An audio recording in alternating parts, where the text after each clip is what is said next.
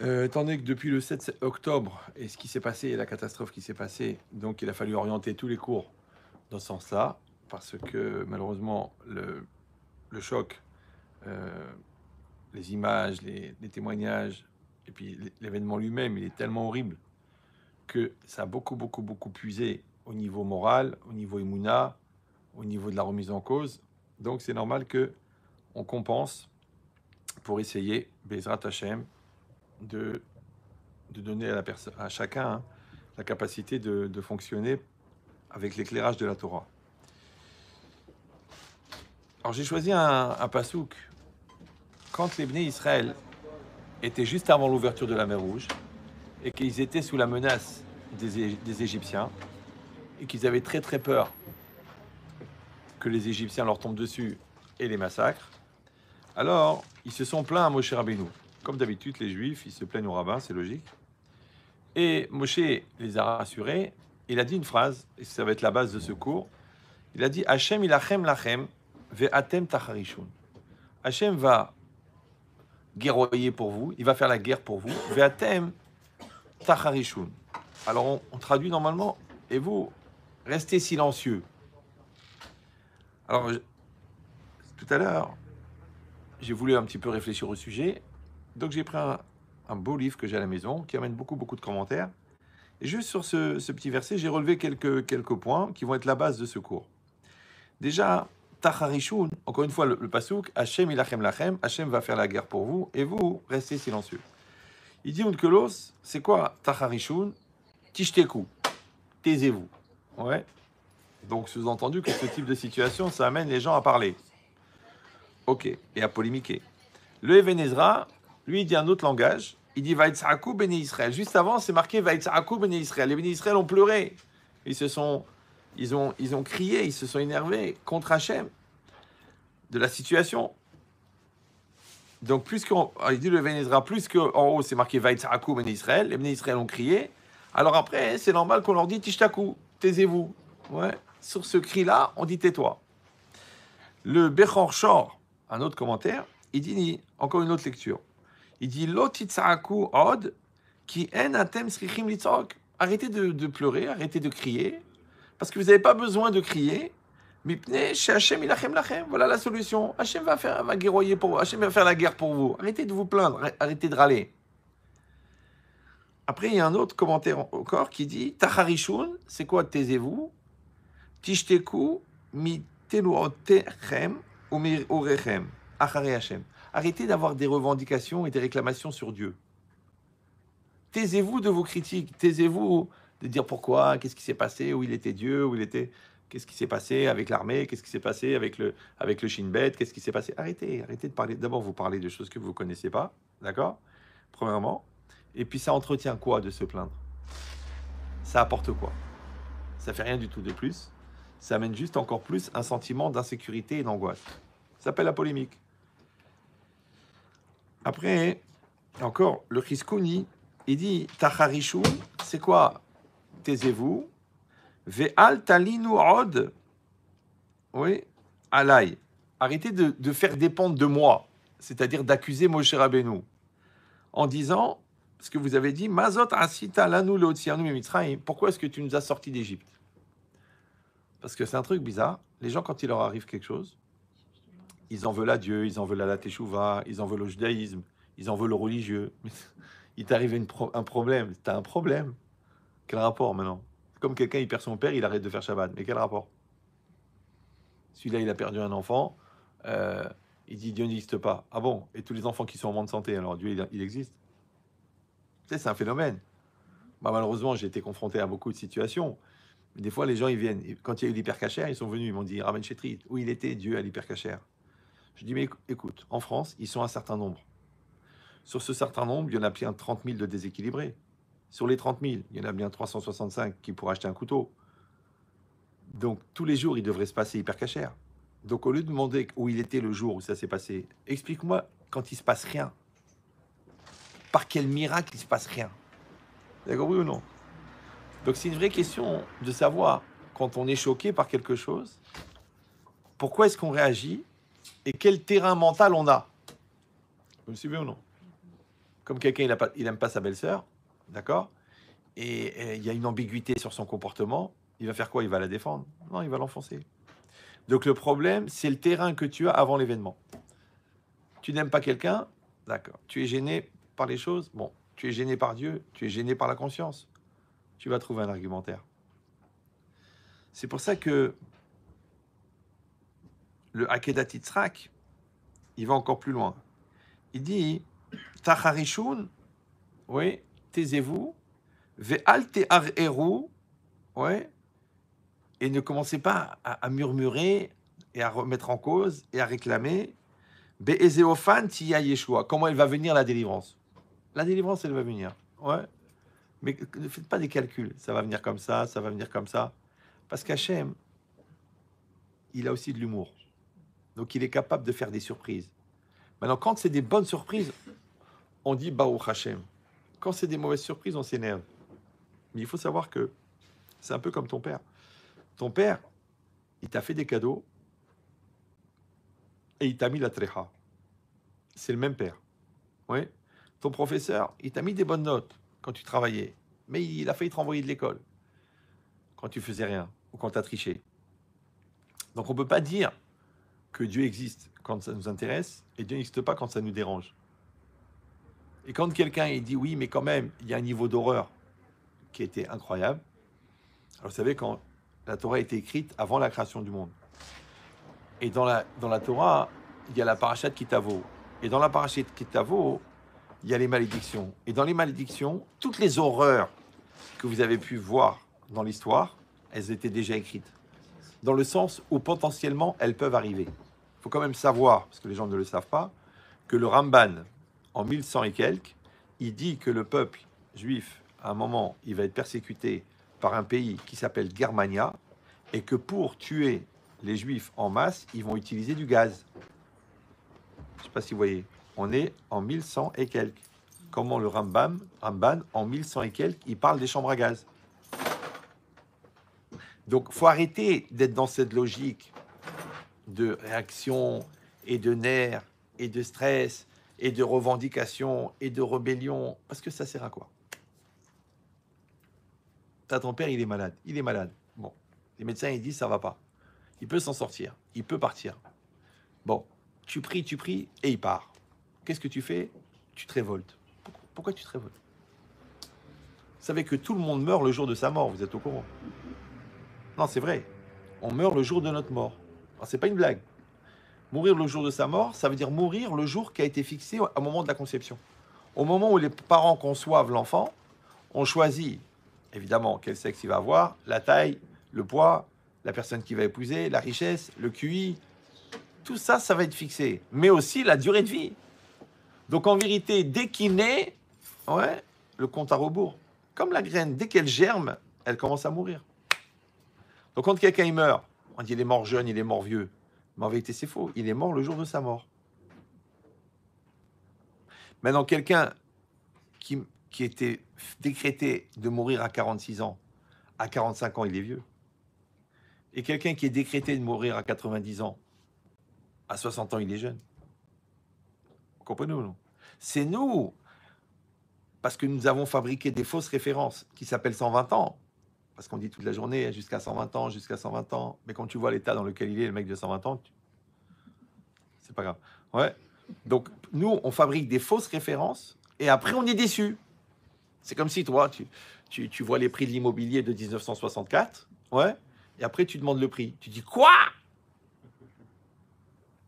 Tu vas acheter à Yerushalayim, par exemple, c'est connu, ouais. Achète maintenant. Tu dis, non, j'ai besoin de réfléchir. Mais pas pris. Ça prend 20% par an. 20%. C'est comme ça. Ça veut dire quoi? Ça veut dire que c'est la réalité. Maintenant, tu peux t'énerver. Hein. Tu peux dire, ouais, c'est pas normal. Tu peux discuter, tu peux polémiquer. Tu peux t'asseoir à Natania avec un café. Mais le prix ne va pas baisser. Hein. Et c'est pareil. Le temps passe. Ça ne sert à rien de polémiquer. Les parents vieillissent. Ça ne sert à rien de se prendre la tête. Les enfants grandissent. C'est comme ça. C'est logique. Le couple, à partir de la 10e année de mariage, il y a un effet de routine.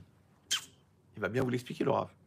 Donc, si quelqu'un n'est pas dans une dynamique de renouvellement, de sympathie, de draguer son conjoint, il va rentrer dans la logique de routine. C'est normal. C'est une période. C'est un temps. Ouais. Comme la voiture, elle a 10 ans, elle a 10 ans. Tu dis non, c'est une bagnole, elle a 10 ans. Alors si elle a 20 ans, moi la mienne, elle a 20 ans. Bon, mais comme c'est une RAV4, ma femme elle m'a dit avec toi, ça fait 4. 4 RAV, c'est pas grave. Ouais. Enfin, ça fait 5. Mais l'idée, c'est ça. L'idée, c'est de dire que dans la vie, il y aura des bons moments et il y aura des mauvais moments. Ouais. Comme dans le mariage. Vous dites, vous êtes mariés pour le meilleur et pour sa mère. D'accord? Donc, et Hachem lui-même, il a prévenu. Il a dit, Ve'ahavta et Hachem Elokecha. Tu aimeras l'Éternel ton Dieu. D'accord? Mais Ahava, c'est pas comme on croit. Ahava, ça veut dire l'amour, la vibration, la passion. Non, Ahava, rappelez-vous de ça, ça va vous faire gagner du temps. C'est la même valeur numérique que Echad. Donc Ve'ahavta, ça veut pas dire tu aimeras. Ça veut dire tu feras un. Ouais, tu t'unifieras. Tu vas t'uniformiser avec Dieu. Ouais. Comme avec l'autre. Quand tu aimes quelqu'un, tu fais un avec l'autre. Donc Ve'ahavta, ouais, tu aimeras, ça veut dire tu feras un. Bechol, levavecha, ufron lavshecha, ufrol meodecha. C'est quoi meodecha? Bechol mida ou mida shel shbuchu moded, dit la Mishnah. C'est-à-dire que quelles que soient les circonstances, les attitudes, les postures, il y a de la place là, que Hachem il va prendre avec toi, tu dois continuer à faire un. Vous me suivez ou non? Comme ton père. C'est le même père. Quand le père, il te récompense, tu dis à papa, qu'est-ce qu'il est gentil, il a payé mon mariage.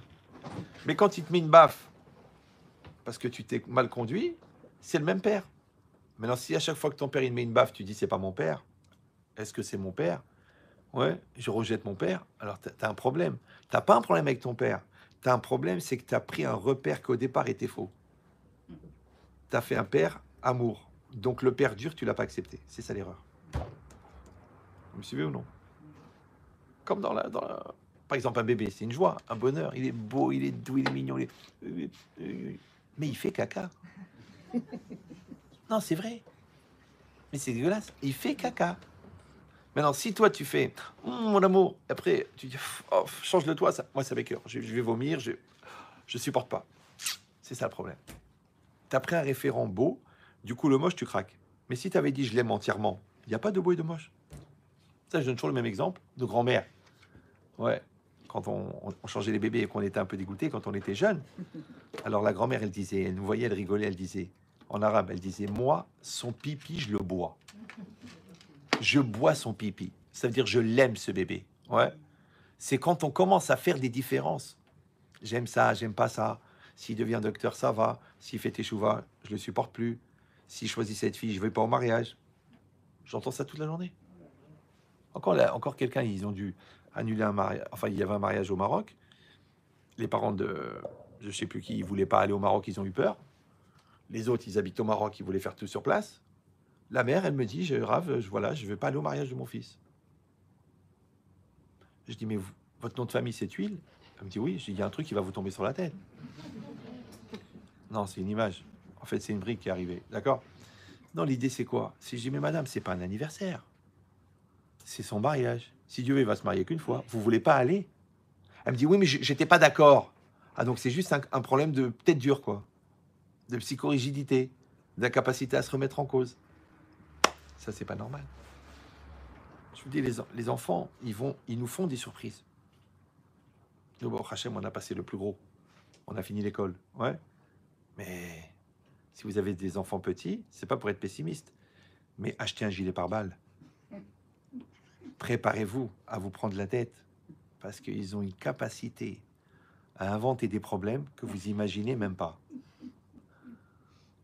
Et le pire, c'est que plus vous avez peur, plus ça arrive. C'est pour ça qu'il faut être dans une logique de confiance. De toute façon, je t'aime. T'es comme ça ou comme ça, je t'aime. Donc l'enfant, pourquoi est-ce qu'il va provoquer tes nerfs, puisque de toute façon, tu vas continuer à l'aimer. Par contre, si toi, tu fais de la différence, tu dis non, j'aime le bon côté, mais j'aime pas le mauvais, à cause de ça, il va avoir lié de Sarah te décevoir. Vous me suivez ou là? C'est moi qui génère. C'est comme si ma femme, elle n'est pas assez de sa noix. Alors je lui dis, c'est quoi cette façon de s'habiller? On dirait une fille des rues. Ouf, demain, elle sort toute nue. Alors qu'est-ce qu'il faut faire? Il faut rien dire. Tu dis rien. Par contre, quand elle est habillée avec Snéou, tu lui dis, quelle lumière, mais t'es magnifique, c'est extraordinaire. Du coup, quand elle s'est mis mal, elle se sent mal. Mais t'as rien dit, toi. Moi, j'ai rien dit, moi. Tu fais comme tu veux. Hein. Mais c'est dur, c'est une discipline. Bah oui, tu sais pourquoi c'est une discipline? Pas parce que c'est dur de maîtriser ces mots. C'est parce que quand tu as l'occasion, et ça c'est un Yetzirah de base, de faire, enfin comment dire, de générer le transit chez l'autre.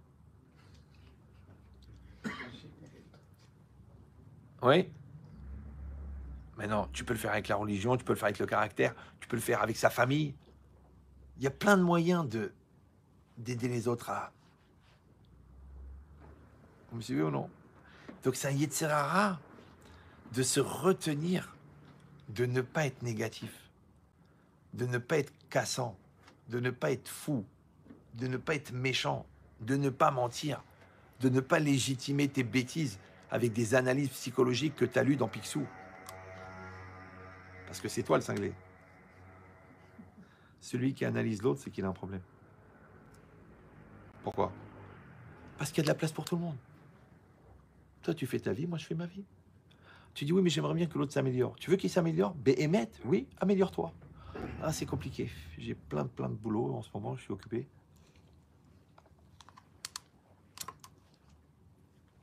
C'est pour ça que le Abrabanel, il rajoute encore un commentaire. Il dit, c'est quoi ta harichoun? Taisez-vous. Il dit, Milé d'Aber, chez l'eau bechorma. D'accord? Ça veut dire, si vous voulez parler, parlez avec la sagesse. Mais ne dites pas n'importe quoi. Les gens, ils disent n'importe quoi. Et c'est normal, encore une fois. Puisque quand il y a un choc, quand il y a de l'émotion, c'est n'importe quoi qui sort. Quand tu remues, il y a tout qui remonte. Pas forcément des choses logiques et des choses rationnelles.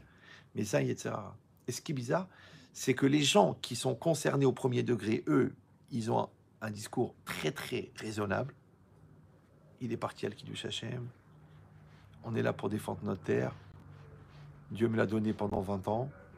Et nous qui ne sommes pas concernés, oui, pourquoi c'est comme ça? Qu'est-ce que ça veut dire? Alors, j'arrête de mettre les téphilines. Mais quel rapport? L'autre, il est là-bas sur place. Il a vécu l'horreur. Il croit en Dieu. Et toi, qui es tranquille à 15 000 kilomètres, genre, tu te poses des questions. Ça veut dire que c'est pas raisonnable. Alors, je vous rappelle, dans la pensée Benchetrital, la différence qu'il y a entre un prétexte et une raison. Vous vous rappelez ou non? Quand quelqu'un fait quelque chose, et tu lui dis, mais pourquoi tu as fait ça? Il dit, j'ai mes raisons. Après, tu dis, mais c'est quoi ta raison? Il donne la raison. Comment tu sais si c'est une raison ou un prétexte? Ça vous dit rien? Personne ne révise. Il faut réviser les cours. Comment tu sais si c'est une raison ou un prétexte? C'est très simple. La raison est raisonnable.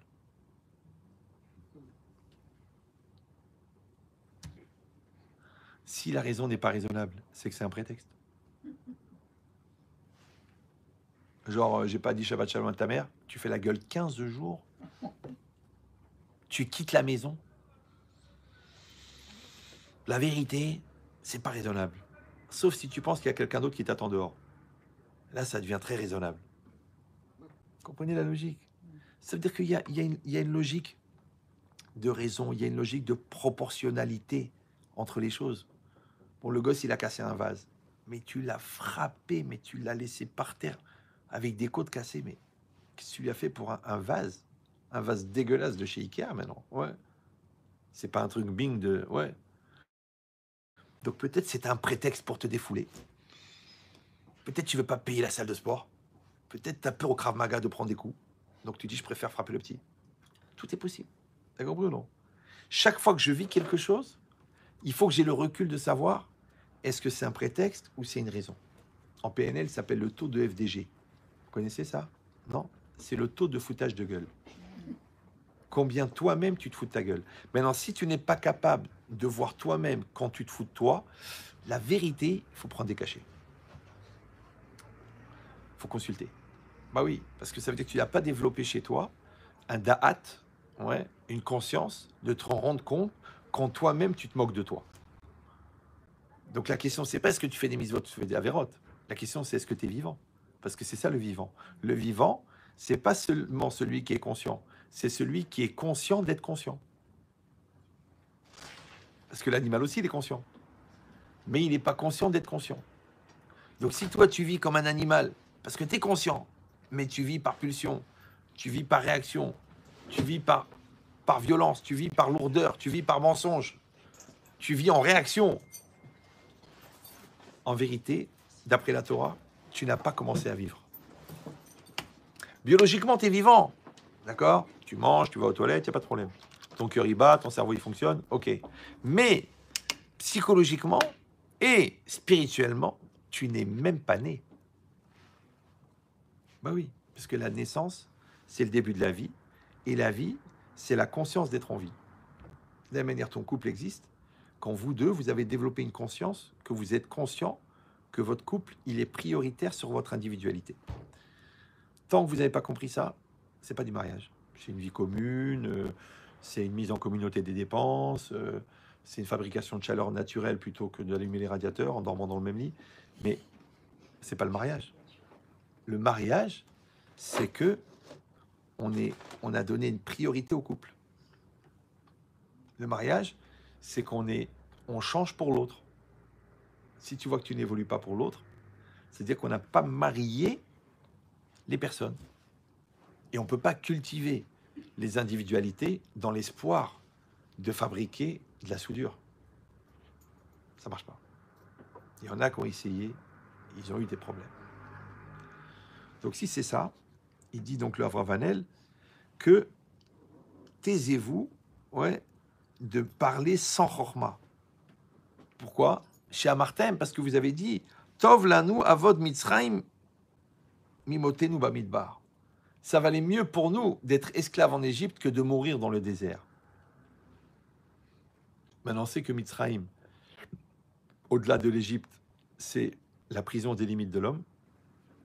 Et que le Midbar, c'est quoi? C'est le désert, c'est l'endroit de l'essentiel et de la Torah. C'est pour ça que la Torah a été donnée dans le désert. Et Mimotenu bar Midbar, c'est que je dois mourir pour la Torah. Et mourir, c'est quoi? C'est que je dois tuer tout ce qui est mauvais en moi pour que le bon apparaisse. Donc je vais tuer le paresseux pour créer le courageux. Je vais tuer l'orgueilleux pour créer le modeste. Je vais tuer mon amour-propre pour créer mon amour commun. Il va falloir faire beaucoup de meurtres pour arriver à quelque chose de valable. C'est pour ça qu'on reconnaît les pauvres types, parce qu'ils disent toujours « Mais moi, j'ai tué personne. » C'est ça ton problème. Vous avez compris cette logique? Donc là, on a donné 1, 2, 3, 4, 5, 6 lectures différentes. Mais en vérité, on va voir, elles se complètent les unes les autres. Mais pour comprendre comment ça fonctionne, il faut savoir une chose. C'est que l'ennemi d'Israël, en général, il est représenté par Amalek. Amalek, vous savez tous, c'est le petit-fils de Esav. Esav, c'est le frère de Yaakov. D'accord? Donc il y avait Yaakov et Esav. Et chaque être, il a un ange. Chaque peuple, il a un ange. L'ange de Esav, c'est Yetzer Hara. C'est le mauvais penchant. L'ange des Béné Israël, de Yaakov, c'est Hachem. Il n'y a pas d'ange, c'est direct avec le bon Dieu. Maintenant, Amalek, c'est le descendant de Esav, donc il a le même ange que Esav. Donc l'ange de Amalek, c'est Yetzer Hara. C'est le mauvais penchant. Mais Amalek, c'est la même valeur numérique que Safek. Et Safek, c'est le doute. Donc maintenant, vous avez une linéarité entre le Yetzer Hara, Amalek et le doute. Ça va toujours? Voilà. Or, le doute, c'est un terrain. D'accord? Maintenant, le doute profite seulement quand la personne doute. Je traduis. Quand est-ce qu'il apparaît Amalek dans la Torah? Les Bnei Israël, ils sont sortis d'Égypte et ils posent une question incroyable. Ils disent Ayesh Hashem bekirmenu im aïn. Est-ce que Dieu est parmi nous ou non? Donc en fait, ils ont douté. Juste après, qu'est-ce qui est marqué? Vayavo Amalek vailachem im Israël. Il est venu Amalek et il a fait la guerre avec Israël. Essayez de comprendre. Si je dis que Amalek c'est le doute et qu'il apparaît quand les Bnei Israël doutent, donc en vérité, Amalek n'a pas d'existence propre. Il n'est que le reflet de nos doutes. C'est comme le parano. Le parano, lui, il voit des choses qui lui donnent à douter. Mais en vérité, le problème, c'est qu'il a un terrain lui-même de doute. La personne qui n'a pas confiance en elle, automatiquement, elle va dire les gens ne m'aiment pas. La personne qui n'a pas d'expérience, automatiquement, elle va dire je vais rater.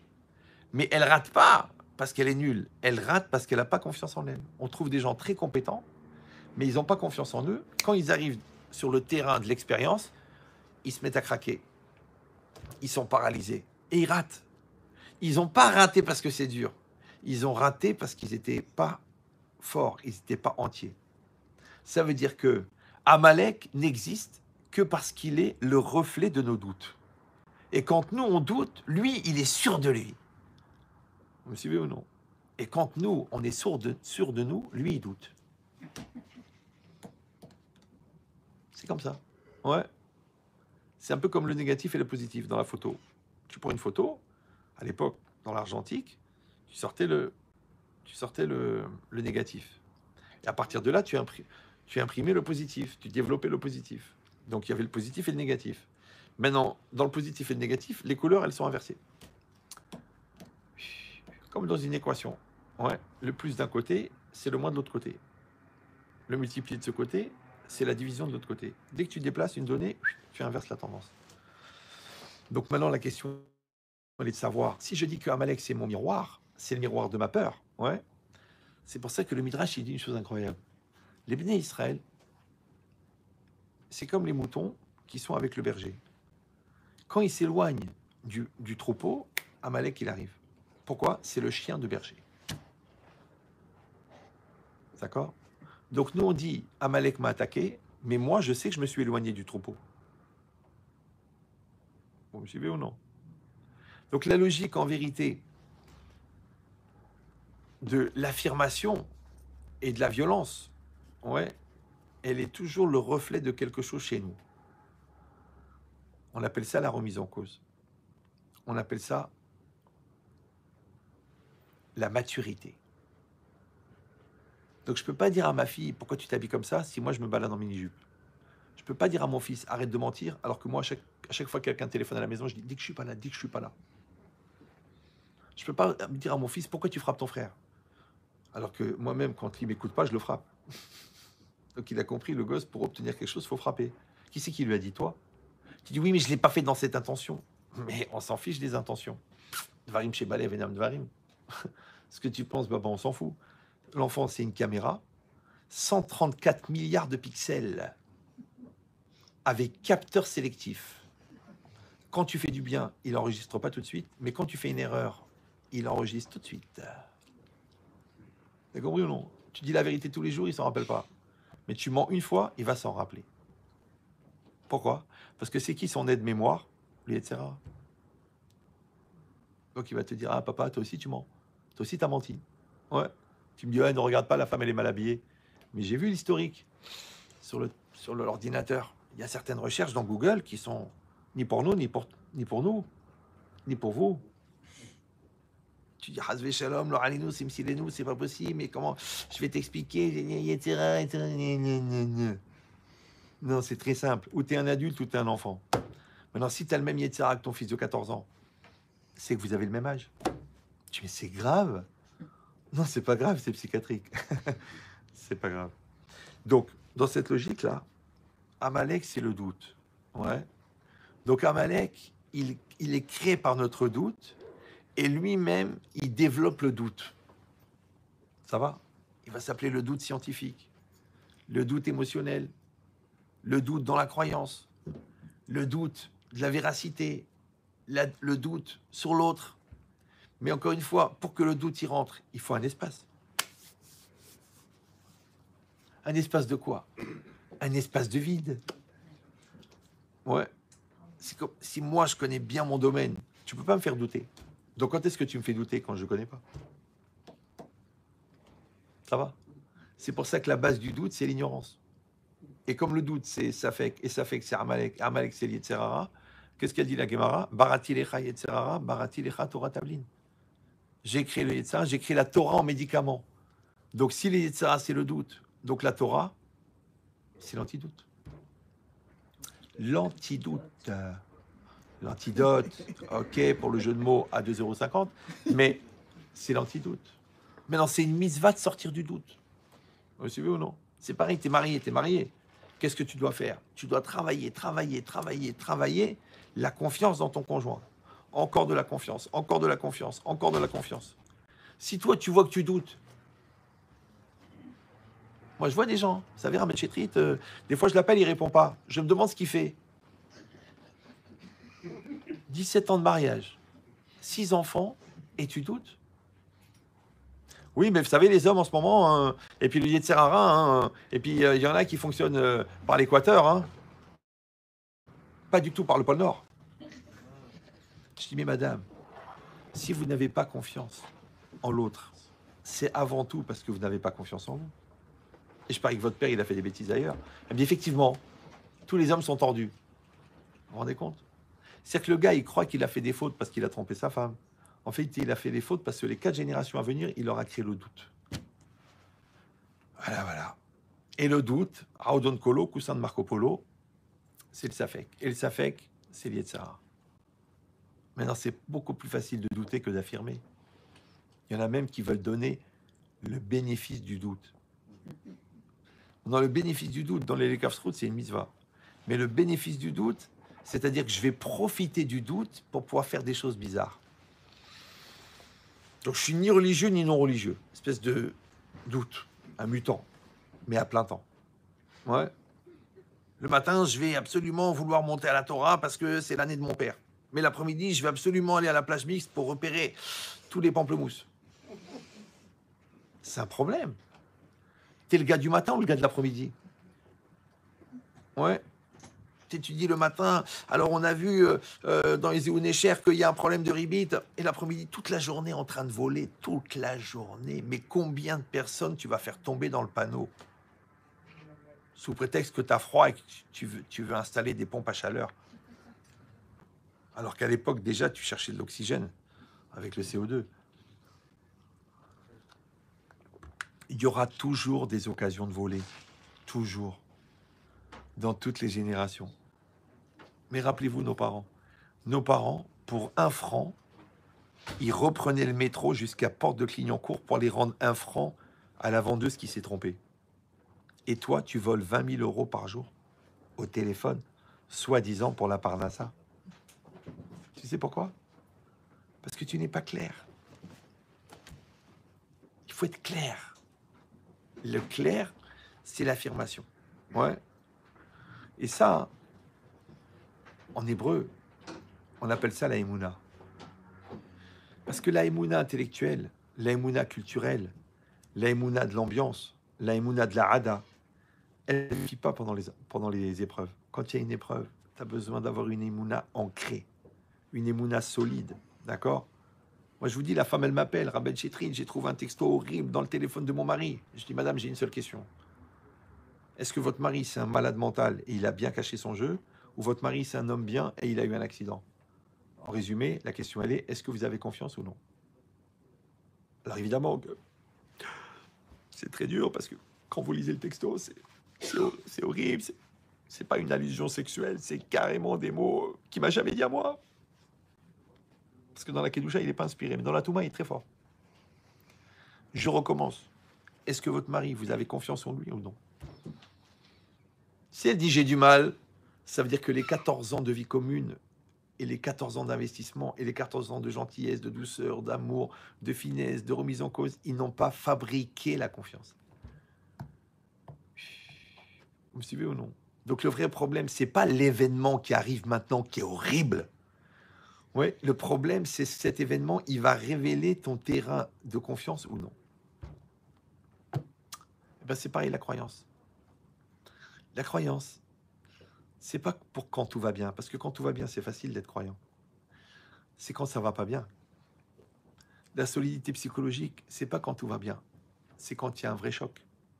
Quand il y a un vrai choc, quand il y a une dépression, quand il y a un malaise, quand il y a un dépôt de bilan, quand il y a un soupçon d'adultère, c'est là qu'on va voir si tu es solide psychologiquement ou non.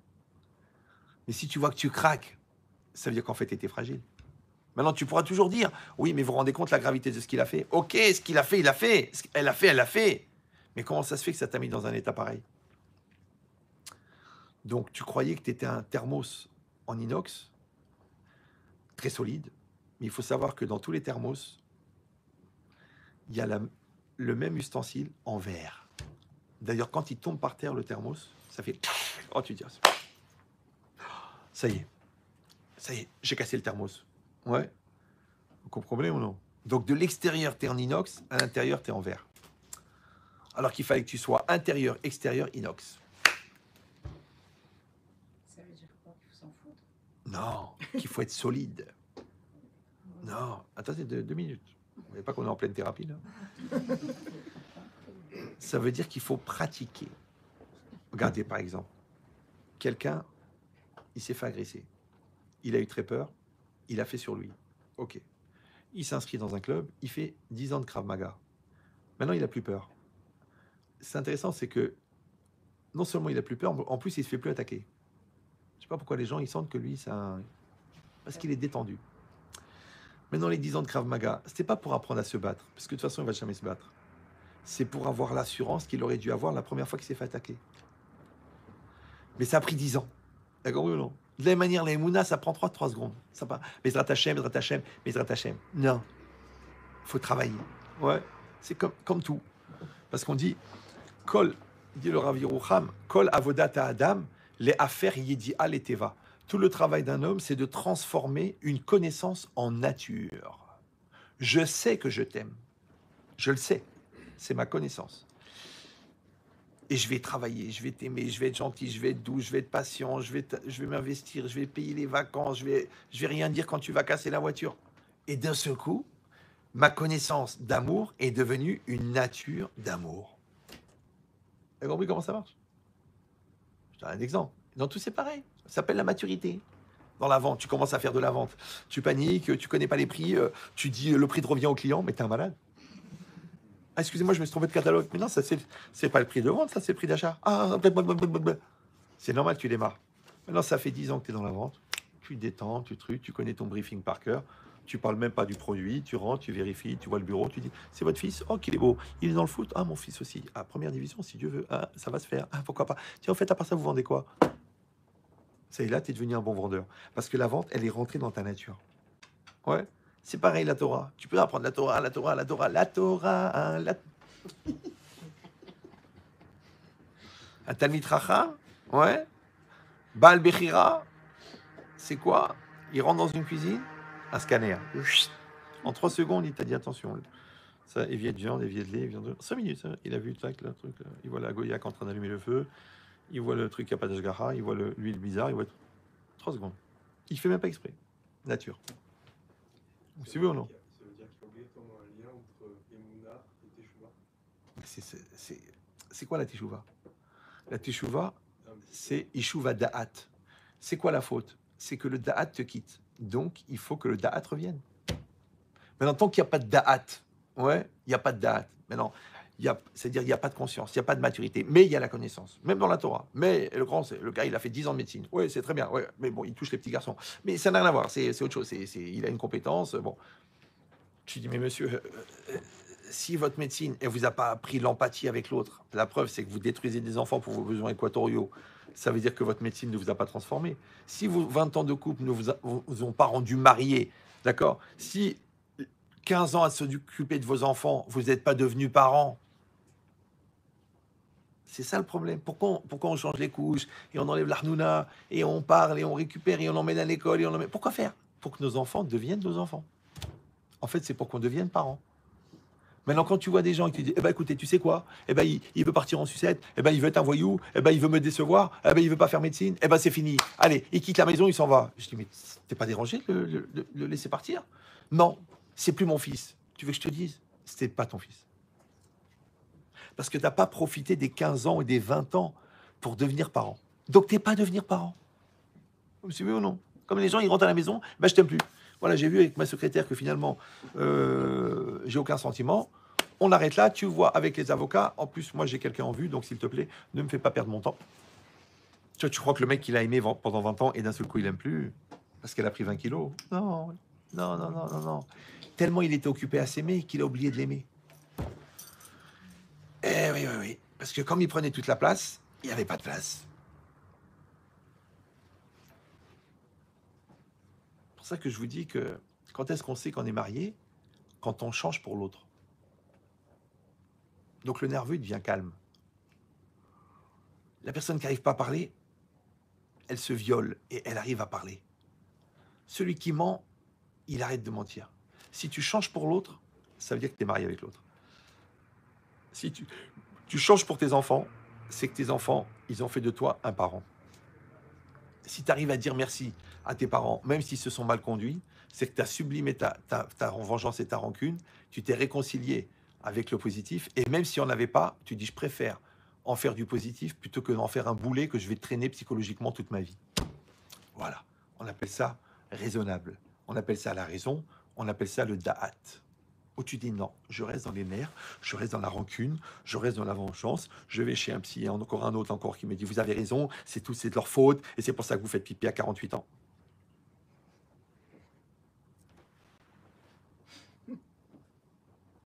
Vous savez, c'est pas obligatoire d'être intelligent, mais c'est pas une mitzvah d'être mal. Ça, des fois, faut varier le menu, il faut passer à autre chose. Il faut réfléchir, il faut prendre une décision, il faut changer, il faut tirer des leçons. Les gens, non, non, non, je ne changerai pas. Je suis comme je suis. Mon père lui-même n'a jamais changé. Ok, mais ta mère s'est pendue, c'est vrai.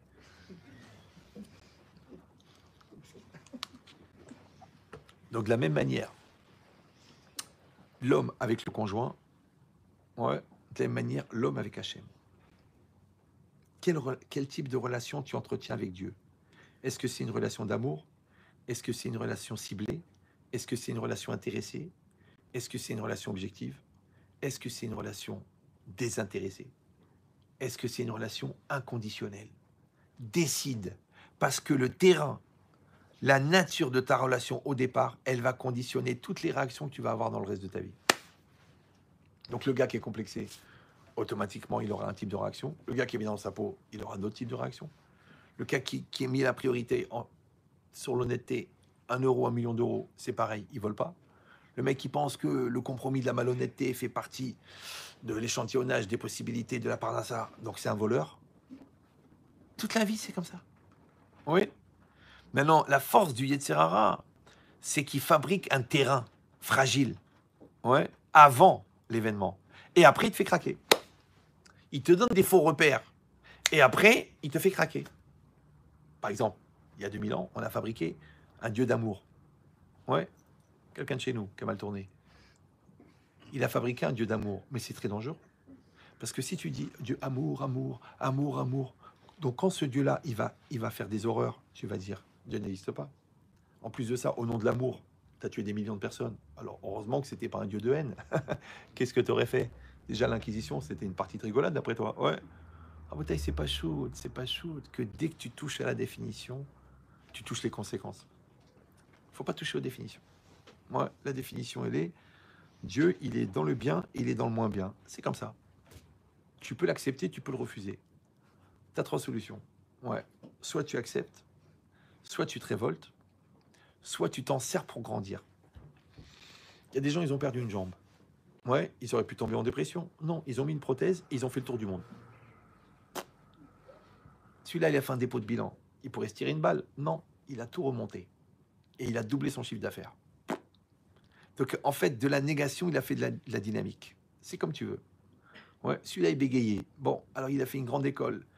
Enfin, pas une grande école. Il s'est battu. Il a fait ses parents, ils l'ont fait faire de l'éveil, le truc, je sais pas comment ça s'appelle, orthophoniste. Et maintenant, le mec, il est devenu formateur des orateurs. Il forme les gens à parler en public. Comment c'est possible? Parce qu'un défaut, il en a fait une qualité. Donc ça veut dire que le mal, en vérité, c'est un bien qui n'a pas été optimisé. Ça va? Il faut comprendre ça. C'est pour ça qu'on dit tout ce qu'Hachem fait, c'est pour le bien. Alors les gens, ils croient que c'est pour le bien. Mais encore une fois, c'est un problème de repère. Si le bien pour toi, ça veut dire ce qui te fait plaisir, donc il y a des choses qui ne sont pas bien. Un enfant de 8 ans qui a une leucémie, c'est pas bien. Donc Tov, ça ne veut pas dire bien. Tov, ça veut dire complet. Et complet, ça implique nécessaire. Et si moi, je ne comprends pas la nécessité, ça ne veut pas dire que c'est faux. L'autre, il a une crise d'appendicite, il a failli mourir. D'accord? Ils l'ont emmené à l'hôpital, ils l'ont ouvert, ils ont trouvé une tumeur. Le médecin, il a dit heureusement que vous êtes venu maintenant, parce que dans 15 ans, c'était fini. Alors tu dis, Baruch Hashem qu'il a eu l'appendicite. Une fois, comme ça, il me raconte, il me dit, ramène chez Trish, je vais aller signer un deal en Chine, 1 milliard d'euros. J'ai raté l'avion. Merci. Où il était Dieu? Je dis, bah, vous avez perdu 1 milliard. Il me dit, mais j'ai raté l'avion. Je dis, ok. Après, il me dit, oui, mais c'est vrai que l'avion s'est écrasé. Alors ça va. Il me dit, oui. Mais d'un autre côté, j'ai perdu 1 milliard. Ils sont bizarres, les gens. Mais toute la vie, c'est comme ça. Ouais. Tu vois celui-là, là, il n'est pas tellement friqué. C'est vrai, il n'a pas tellement d'argent. Il paye son loyer, il part en vacances dans un petit truc loué à 2 balles à la montagne. Mais t'as vu tous les enfants? Tous des tzadikim. T'as vu la joie de vivre qu'il y a dans la maison? T'as vu la chérina qu'il y a? T'as vu le visage de sa femme? L'autre, la villa, baba, de 8000 mètres carrés, sur les hauteurs de Cannes, avec le yacht en bas, la blonde, la brune, enfin toutes les marques de bière qui existent, d'accord? Comment ça se passe à la maison? Bah écoute, j'ai ma femme qui est partie avec son prof de yoga, j'ai ma fille qui rentre en désintoxication, et j'ai mon fils qui vient de m'annoncer que finalement toute la famille prend Ariel et lui, il veut prendre Homo. C'est une autre lessive. Alors tu vois l'autre, il est dans la simplicité, ouais, mais il est dans la vérité. L'autre, il est dans l'extravagance parce que tu dis, oh mais t'as vu la maison? Non mais t'as... Vous savez, une fois j'ai été invité chez quelqu'un, ne le prenez pas mal, hein, parce que je sais qu'après vous allez comparer avec votre de 3 pièces.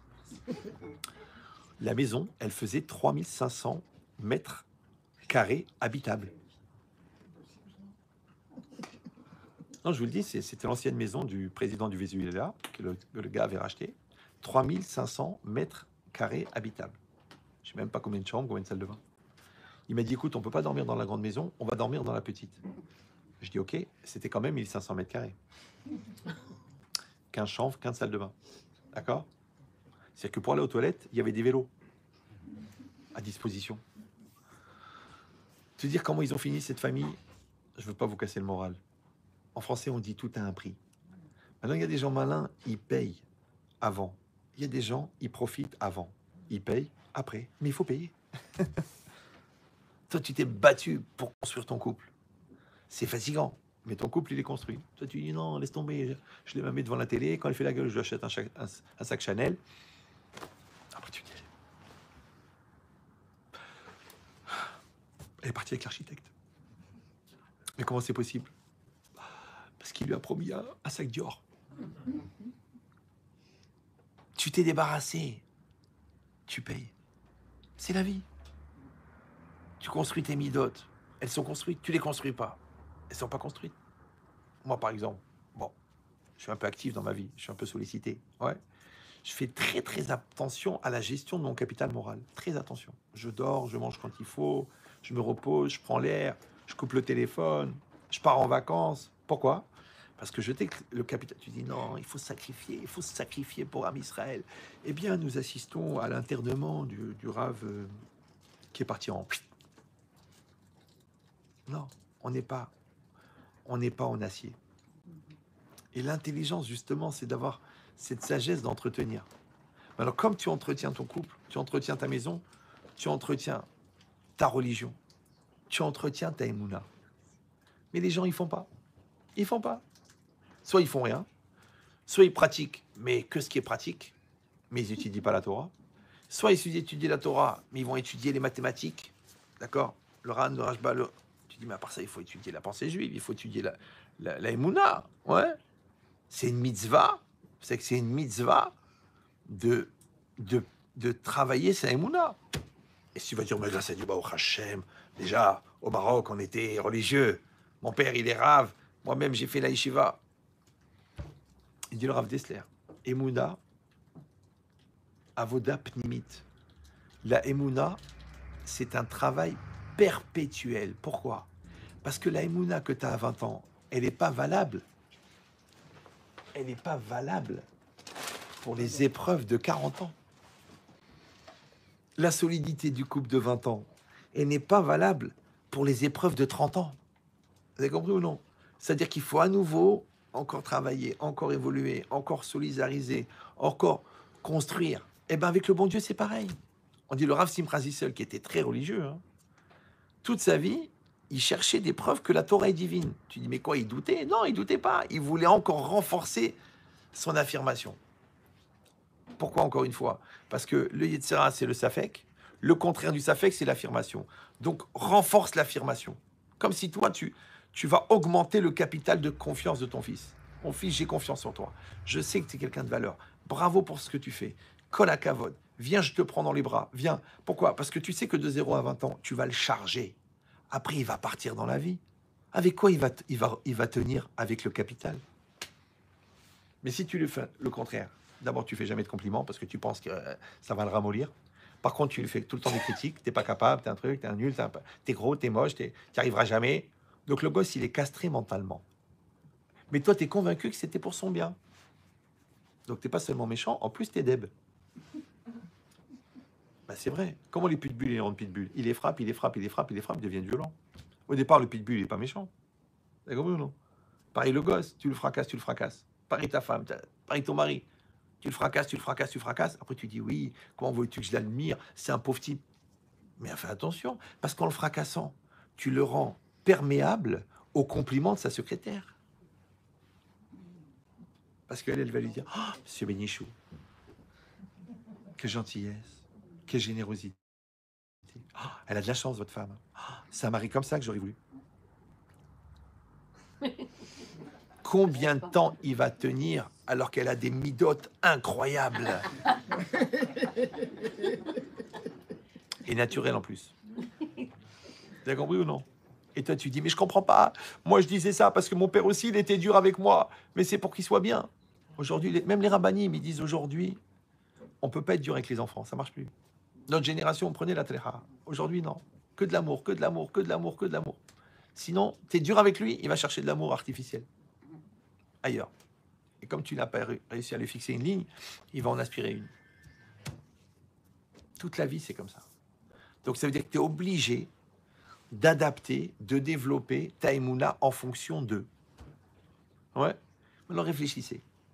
Moi, quand c'est arrivé, la vérité, pendant 3 jours, j'étais paralysé. Mais en vérité, ce qu'ils ont vécu, je parlais avec un collègue, un rave, enfin un concurrent, et... non, je rigole. Ah, j'ai dit, mais en fait, ce qu'ils ont vécu, c'est un pogrom. Maintenant, vous savez, moi, à Tisha B'Av, qu'est-ce que je fais l'après-midi? Je prends un livre qui s'appelle L'histoire du peuple juif, et je lis. Mais tu lis le Moyen-Âge, tu lis les persécutions, tu lis les pogroms de Russie, tu lis l'Inquisition, tu lis les spoliations, tu lis les renvois des communautés. Mais en vérité, leur vie, c'était la mort. C'est-à-dire que ce que là, ils ont vécu le 7 octobre, eux, ils vivaient ça tous les 15 jours. Tous les 15 jours, les Cosaques, ils buvaient de la vodka. Le curé, il leur disait, ils ont tué le Christ. Ils ont pris du sang d'enfant pour faire des matzot. Les Cosaques, comme des brels, ils y allaient, ils massacraient tout le monde. Maintenant, le gars, il rentre des champs, il rentre de la forêt, il voit sa femme éventrée, il voit son fils égorgé. Tu sais ce qu'il fait le lendemain? Il met les tefilines. C'est-à-dire qu'ils ont une vie très dure. Très, très dure. Une fois, j'avais lu Jack London. Vous connaissez Jack London? Il n'était pas religieux, bon, il racontait les Juifs d'Europe de l'Est, à l'époque, en 1800, en 1900 et quelques. Mais les gens, ils vivaient pieds nus, ils dormaient à 15 dans une étable, et ils étaient pauvres, ils mangeaient un repas par semaine. C'était des niveaux de vie extrêmement durs. Extrêmement durs. Ouais. Moi, ma mère, elle me racontait, elle avait une tante.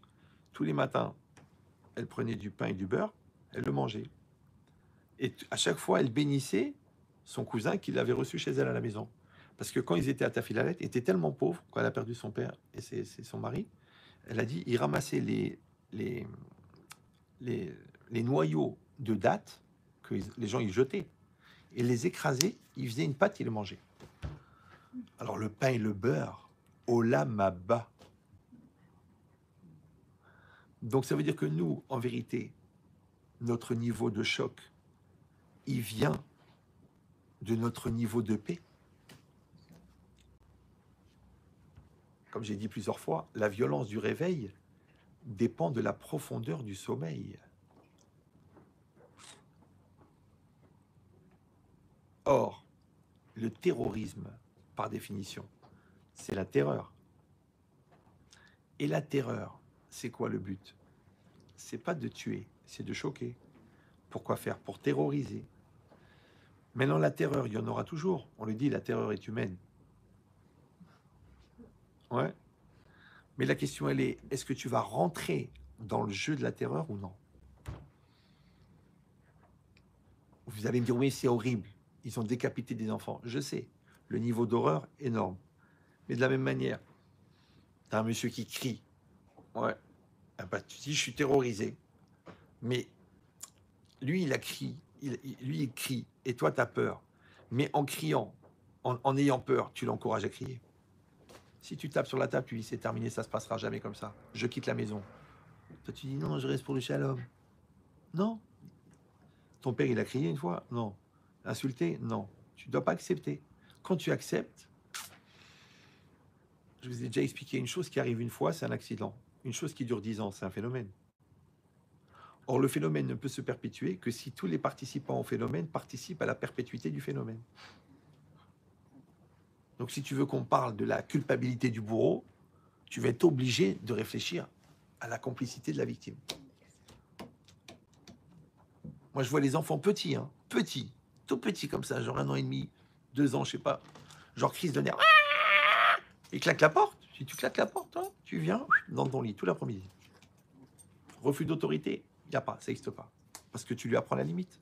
C'est pas pour notre cavode à nous. Après, tu trouves des gens, 20 ans, 25 ans, 30 ans, 35 ans, qui sont équilibrés, qui sont respectueux, qui comprennent la hiérarchie, qui comprennent le respect, qui comprennent. D'où ça vient, ça? Parce que quand le fou qui est en eux, il voulait partir, tu l'as ramené. Oh là, oh là, oh là. Ouais, c'est ça l'éducation. Maintenant, si toi, tu peux ramener le fou qui est à l'intérieur de l'enfant pour qu'il soit raisonnable, tu peux pas ramener le fou qui est en toi. Parce qu'on a tous envie d'être fou. J'ai envie d'être fou, voilà. Eh ben, j'ai plus envie de réfléchir. Voilà, j'ai pas envie d'assumer. Et puis j'ai envie de pleurer, et j'ai envie de crier, et j'ai envie de m'énerver, j'ai envie de me révolter. Ok. Bon, vas-y, crie un bon coup. Voilà, ça va mieux là. Oui, mais j'ai un truc sur l'estomac. Va vomir. T'as vomi, ça va mieux. Oui, mais j'ai un truc sur le cœur. Vas-y, parle-en. Voilà, t'en as parlé, ça va? Non, toi tu le gardes. Et tu le distilles par petite dose. Du coup, au lieu de faire un bon choc et une nuit de sommeil, tu fais une dépression qui dure 8 ans. Au lieu de comprendre que tu as un problème et d'aller le traiter avec un thérapeute, non, tu continues à penser que c'est la faute de l'autre. Et ouais, jusqu'à combien? Au moins 50-50. Donc ce niveau d'irresponsabilité, ouais, qui est un niveau d'immaturité et qui est fondé seulement sur une chose, c'est la probabilité que tous les torts soient chez l'autre. D'accord? Donc c'est ce qui te fait douter. Mais ça vient du fait que tu n'as pas accepté la situation. Mon mari, c'est mon mari. Ma femme, c'est ma femme. Mes enfants, c'est mes enfants. Mon corps, c'est mon corps. Mon peuple, c'est mon peuple. Mon ennemi, c'est mon ennemi. C'est la réalité. Vous me suivez? Encore une fois, il y a 3 approches. Soit le déni. Non, tout va bien. Tout va bien, tout va très bien. Ouais. Soit la rébellion. C'est pas normal. Ok, mais ça n'améliore pas. Soit l'acceptation. Et tu vas dire, mais comment on peut accepter une chose pareille? Je vous dis la vérité. Une plaie que tu n'acceptes pas ne cicatrise pas. Tu vois, des gens, ils ont perdu un parent il y a 10 ans, ils sont encore dans le même niveau de nervosité, de nerfs, de rancune, de tout ça, c'est à cause de ses parents. Rabotaille, vous croyez en Dieu ou non? C'est quoi la croyance? Je l'ai dit 1 million de fois, mais je vais le répéter. C'est pas simplement de manger cachère, de faire Shabbat, de mettre ses tefilines. C'est normal, ça, puisque tu es juif. La croyance, c'est d'accepter que la réalité est adaptée à toi. Il n'y a pas d'erreur. Ouais. Mais le fait que la réalité soit adaptée à toi n'implique pas que toi, tu es adapté à la réalité. Cette femme, elle est faite pour toi. Mais toi, il va falloir faire tout un travail pour être adapté à elle. Cet enfant, il vient de toi. De toute façon, il sort de toi. Ouais, donc il est adapté à toi.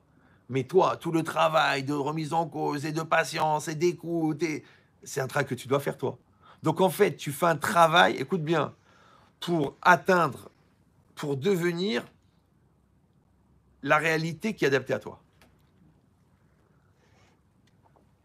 Mais comme les gens ne veulent pas faire l'effort d'adaptation, donc ils sont inadaptés. Voilà. Comment on appelle l'inadaptation? L'immaturité. Donc dans le Shalom Bayit, ça s'appelle le transfert de responsabilité.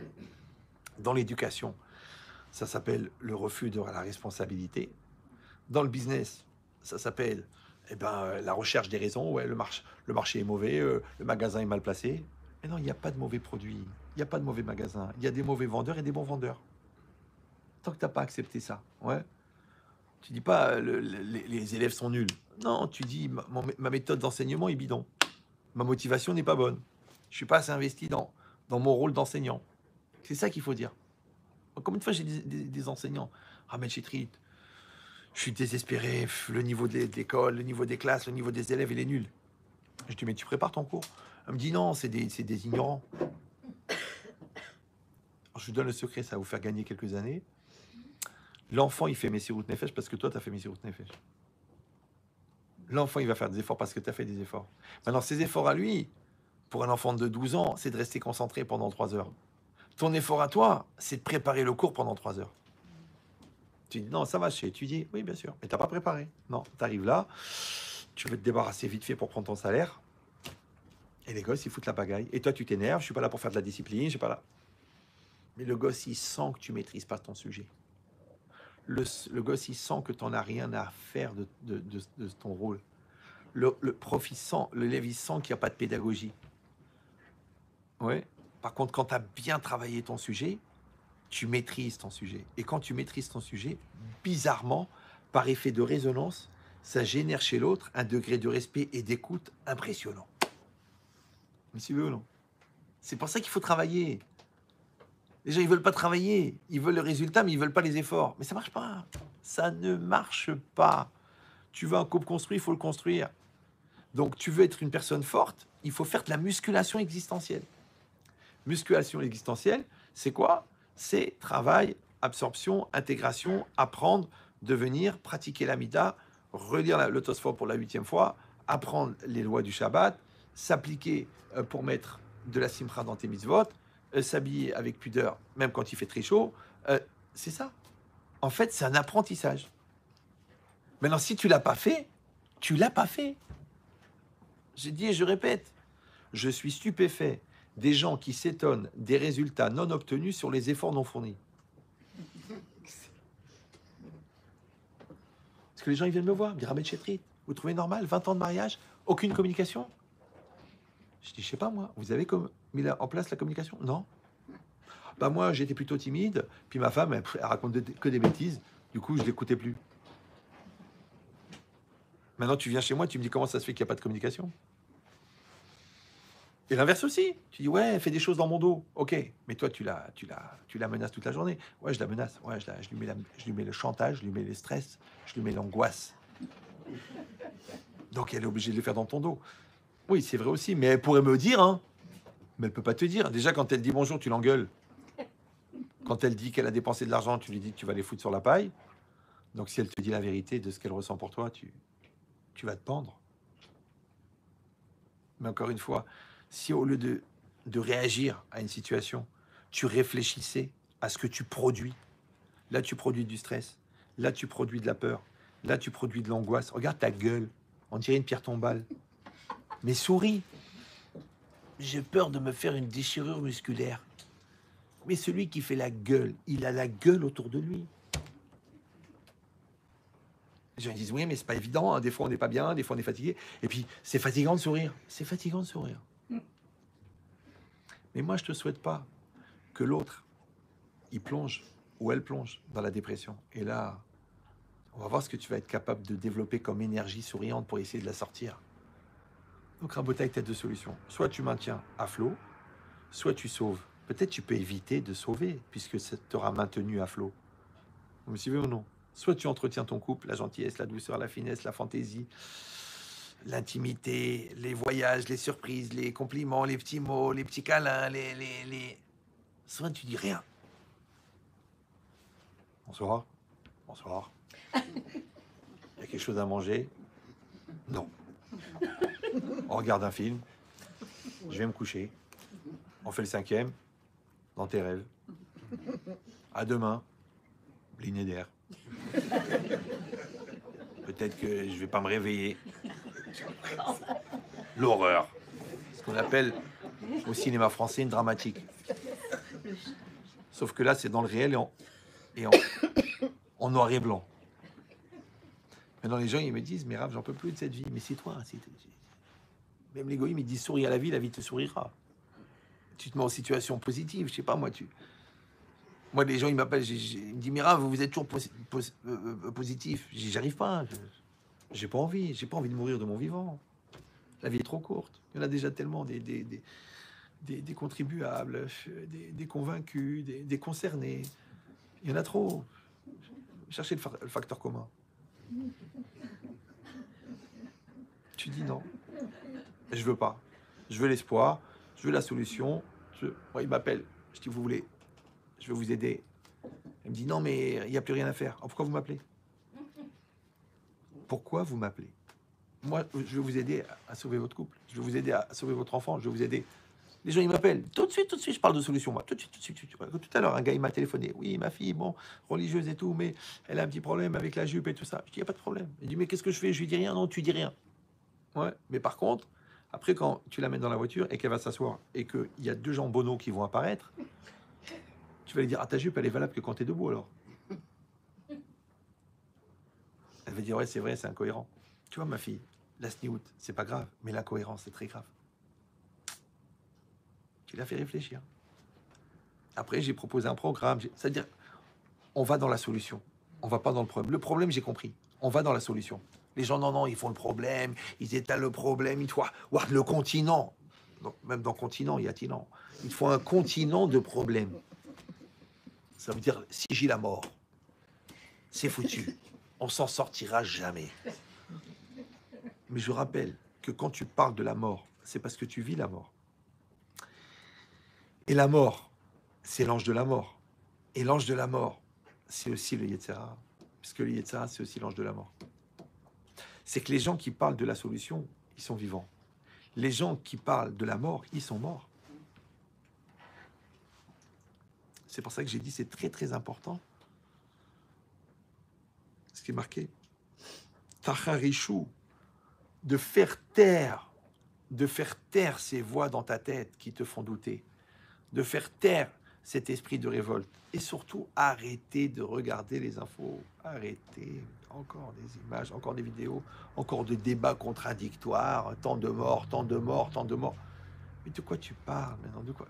Et même toi, tu te révoltes et tu perds ton temps. Tu crois que tu vas le convaincre. Mais c'est un convaincu, t'as pas compris. Jamais il va accepter. Donc tu perds ton énergie. Ah, tu dis, t'as de la force? Oui, j'en ai encore pour aller me battre, pour aller faire la manif, pour aller faire... T'as de la force? Vas-y, prends un télim. Fais bien le Birkat Amazon. Respecte ta famille.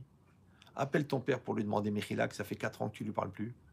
Ah, faut pas trop en demander. Voilà, t'es prêt à aller te battre contre l'ennemi, t'es pas prêt à aller te battre contre ton Yetzara qui est ton vrai ennemi.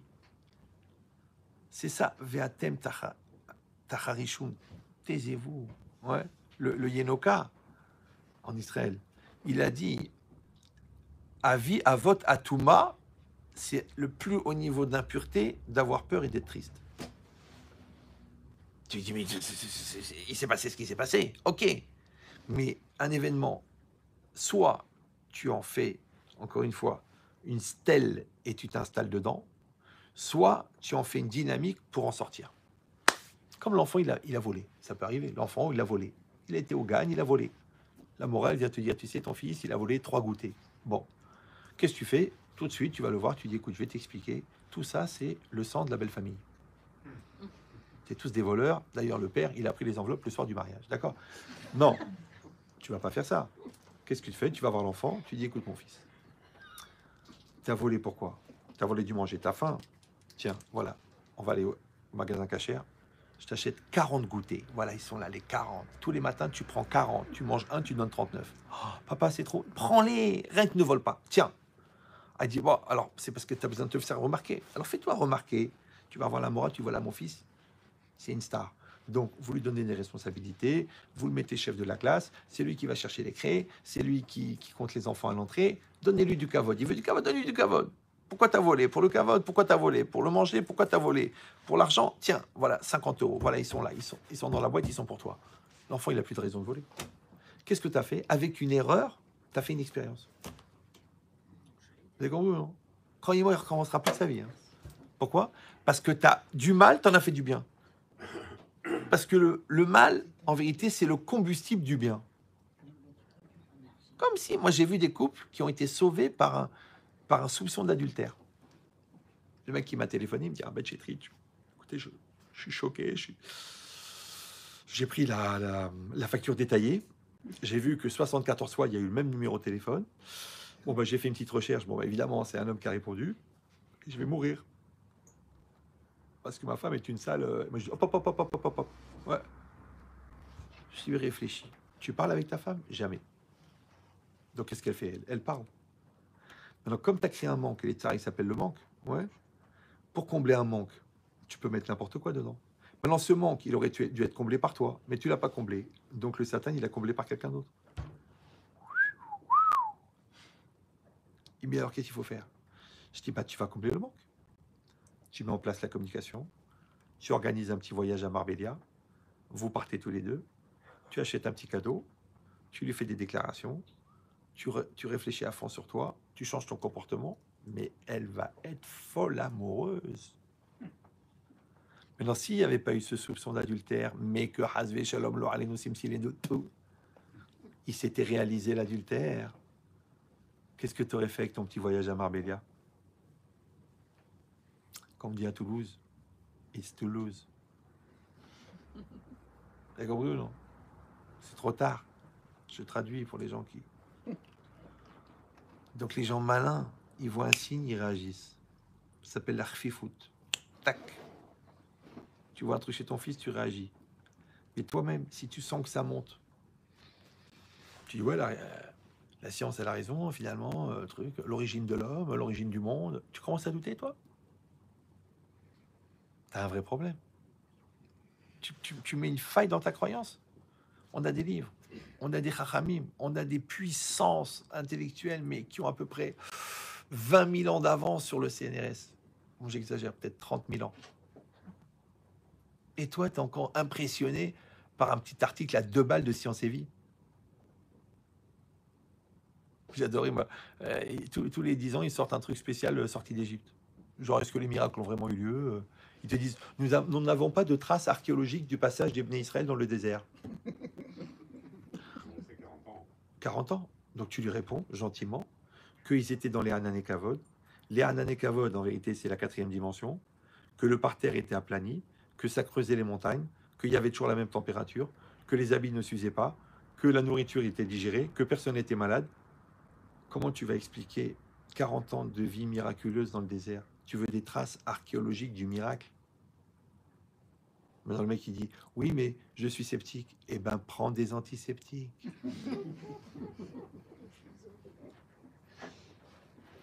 La vraie question, c'est pas est-ce que c'est vrai, est-ce que c'est faux. La vraie question, c'est qu'est-ce qui te pousse à penser que c'est faux? Vous prenez un scientifique sérieux, un statisticien. Vous lui demandez est-ce que le monde a pu se faire tout seul? Il dit non. Mais on va le prouver. En attendant, tu peux continuer à coucher avec tes élèves. L'être humain, le corps humain, c'est un miracle. C'est vrai. On ne peut pas expliquer pourquoi. C'est pas grave. On va le faire au fur et à mesure. Ils ont calculé que le monde, il a 15 milliards d'années, d'après la vitesse de la lumière. Après, ils ont calculé que la probabilité que le monde se soit fait tout seul, elle n'a pas pu s'appliquer dans les 15 milliards d'années. Donc, ça veut dire que le monde n'est pas assez vieux pour qu'il ait pu se faire tout seul. Donc, le monde ne s'est pas fait tout seul. Voilà. Voilà. Mais Darwin et tout ça, ouais, bien sûr. Mais ils savent qu'il manque des étapes. Il manque des fossiles. Ouais, mais c'est pas grave. Pourquoi? Parce que ça t'intéresse de penser que tu descends du singe. Comme ça, tu peux te conduire comme un chien. Du coup, c'est l'arche de la Noé, quoi. C'est pas grave. Ça s'appelle la mairie de Paris à l'époque. Mais l'idée, c'est ça. L'idée, c'est de dire, est-ce qu'à un moment, tu vas arrêter de te foutre de ta gueule? Et je vais dire la vérité, la preuve, c'est que tout ton argumentaire, oui, non, l'approche scientifique, l'approche philosophique, l'approche... Le jour où tu as un problème, et que tu as fini les marabouts, et que tu as fini les docteurs, d'un seul coup, tu viens voir ton cousin le religieux, tu lui dis, écoute, tu connais pas un rabbin, on a besoin d'une bénédiction. Même le responsable de l'hôpital, Jean Delacroix, il a dit, maintenant, c'est entre les mains du ciel. Donc, maintenant qu'on a tout essayé, on vient de demander au rabbin. D'un seul coup, le rabbin, il devient intéressant. Vous comprenez? Mais le pire, c'est que ça marche. Et là, le mec, il devient fou. Moi, j'ai parlé avec des copains médecins. Je dis, mais quand vous voyez quelque chose de surnaturel, vous arrivez à reconnaître ou non? Par exemple, des fois, la tumeur, elle a disparu. La tumeur a fondu. Alors, je rappelle que la tumeur n'est pas un sorbet à la framboise. Elle ne peut pas fondre. Elle ne peut pas disparaître. Oui, mais Rav Kadouri, il est passé par là. Quand même. Maintenant, je vous dis un secret. C'est que les miracles n'arrivent qu'à ceux qui y croient. Pourquoi? Pas parce que, genre, le bon Dieu, il va te punir parce que tu ne le crois pas. Non. Parce que l'espace intellectuel de la possibilité, elle dépend de l'espace de croyance que tu as créé à cette possibilité. Comme si toi, tu penses que ton fils, il peut réussir, alors il peut réussir. Mais si toi, tu es convaincu qu'il est trop bête pour réussir, il va pas réussir. Tu l'as pas maudit. C'est juste que l'espace du potentiel, tu l'as détruit. Mais alors, quelle différence entre croire à l'enfant et croire en Dieu? Quelle différence à croire dans l'autre et croire en toi? Il n'y a pas de différence. Or, la croyance, c'est quoi? La croyance, c'est la capacité de s'investir dans ce qui ne se voit pas. C'est ça la foi. Ce que tu vois, tu le vois. Ce que tu ne vois pas, tu le crois. Tu vas dire, oui, mais je ne suis pas croyant. L'avenir, tu le vois? Non, tu es obligé de le croire. Tu rentres en médecine. Est-ce que tu penses que tu vas vivre pendant les 8 ans à venir? Peut-être tu vas mourir la veille de la remise des diplômes. Ah non, j'y crois. Tu te maries, tu y crois, donc tu es croyant. Dis non, mais je parlais pas de ça, je parlais de croire en Dieu. Ah bon, quelle différence entre Dieu et la réalité? C'est des mathématiques. Vous avez fait des maths, non? Tu mets un point là, tu mets un point là, entre deux points. Qu'est-ce qu'on peut faire? Un segment de droite, entre deux points. D'accord? Donc le scientifique, qu'est-ce qu'il fait? Il arrête la droite au point. Et qu'est-ce qu'il fait le croyant? Il continue la droite, jusqu'où elle va, plus l'infini. Donc en fait, il faut juste accepter que tu ne maîtrises pas la droite. Alors nous, on appelle ça la Emouna. Eux, ils appellent ça le lâcher-prise. Il faut lâcher prise. Ce que tu peux maîtriser, maîtrise. Ce que tu ne peux pas maîtriser, tu ne maîtrises pas. Alors quand tu ne maîtrises pas, tu as deux solutions. Soit tu baisses les bras, tu t'assois par terre et tu pleures. Soit tu t'en remets aux instances supérieures. L'autre, il appelle ça le hasard, nous, on appelle ça Dieu. Mais à un moment ou à un autre, tu as lâché prise. Et étant donné qu'on ne peut pas maîtriser tout le système, ouais, comme on ne gère pas tout l'univers, on ne gère pas tout ce qui se passe dans la tête de l'autre, on ne gère pas le marché, on ne gère pas la partie invisible du magasin, on ne gère pas la partie invisible du couple. Donc sur la partie visible, on fait des efforts. Sur la partie invisible, on y croit. Mais il y a des gens, non, ils y croient pas. Eh ben, j'y crois pas. J'arrive pas à y croire. Je m'excuse, mais j'y crois pas. Eh ben, bizarrement, ce en quoi ils croyaient pas, c'est exactement ce qui se passe. C'est que ça marche pas. C'est beau. Comprenez ou non? Parce que je leur dis aux gens, mais le fait que vous y croyez pas, ça, vous y croyez quand même. C'est qu'en fait, les gens, ils sont croyants dans leur non-croyance. Encore une fois, la croyance, parce que les gens, ils voient la religion, la Magen David, la croix. Mais non, la croyance, c'est la capacité à s'investir dans ce qui ne se voit pas. Ça s'appelle la foi. La confiance, en latin, c'est confiance, avec foi. Maintenant, tu épouses une personne, elle a un corps, bon, mais elle a une personne dedans. Maintenant, quand tu arrives à chercher la personne, c'est que tu as épousé une personne. Mais quand tu t'intéresses que son corps, donc tu as épousé personne. Maintenant, combien de temps on peut rester avec personne? Au bout d'un moment, ça devient lourd. La chorma, c'est d'aimer la personne. Maintenant, quand le corps il va changer, c'est pas grave parce qu'entre-temps, tu as créé le lien avec la personne. C'est pareil l'enfant. Si tu regardes la réalité aujourd'hui, tu as envie de le tuer. Si tu regardes son avenir, tu as compris que c'est un investissement. Donc, c'est du long terme. Donc, soit tu regardes le projet, soit tu regardes la réalité. Le magasin, c'est pareil, il est mal placé. Ok. Mais toi, tu regardes la force de travail que tu vas mettre dedans. La Torah, tu dis c'est compliqué. Ok. Mais tu vois que des gens qui avaient 1000 fois la tête d'Einstein, et ils n'ont pas trouvé l'erreur. Et toi, Blainara, qui a quand même eu ton CAP de mécanique du premier coup, Anachnu Medabrim al Chachamim. Ouais. Toi, tu sais que la Torah, c'est des bêtises. C'est quand même bizarre. Vous vous rendez compte que le Rabbi Akiba Iger, qui était un Chacham, il a écrit des questions sur le Talmud. Le Talmud, c'est quand même 2700 pages de sagesse. Sur le côté, son commentaire, il s'appelle Gilion Hachas. Chaque fois qu'il pose une question, il marque, des fois, il marque Tsarich Iyun Gadol, Sadik Aïn Gimel. Tsarich Iyun Gadol, ça veut dire qu'il faut une grande réflexion sur cette question, parce qu'elle est compliquée. Maintenant, pourquoi il a écrit qu'il faut beaucoup réfléchir à cette question? Parce que lui, personnellement, il a refait 600 fois le Talmud sur cette question. C'est-à-dire que moi, j'ai 62 ans, je ne l'ai pas fini encore. Et encore moins en études approfondies. Lui, pour chaque question, il a fait 600 fois. Un gars qui a la tête de faire 600 fois le Talmud par question sur des milliers de questions, il s'est fait avoir. L'opium du peuple. On lui a fait un lavage de cerveau, un bourrage de crâne. Il a été conditionné. Mais dans conditionné, il y a additionné, papa. Pour l'instant, lui, il attendait Machiar. Toi, tu attends le paquet Amazon. Tu sens pas la différence de niveau? T'as compris ou non? C'est-à-dire que c'est... Je comprends même pas. Moi, encore une fois, j'ai à peine effleuré la Torah. Mais je vois des puissances d'enseignement, mais des puissances de compréhension. Et je vois des gens, non, c'est des bêtises, c'est des trucs inventés par les rabbins.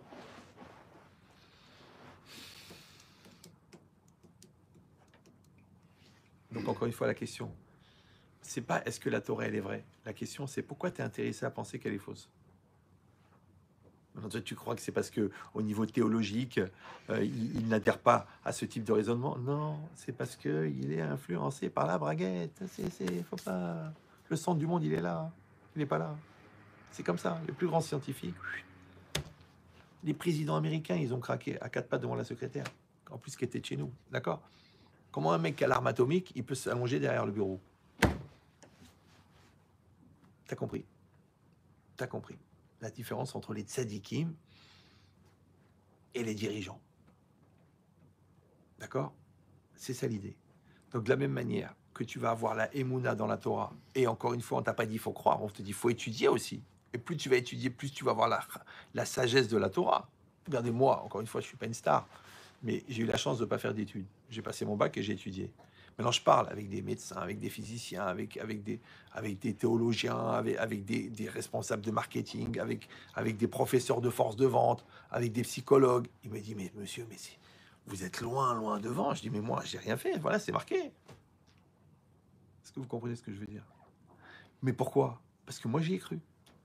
Alors que l'autre, était tellement impressionné par son prof de fac qu'il a mis des années à comprendre que ce qu'il disait, c'était faux.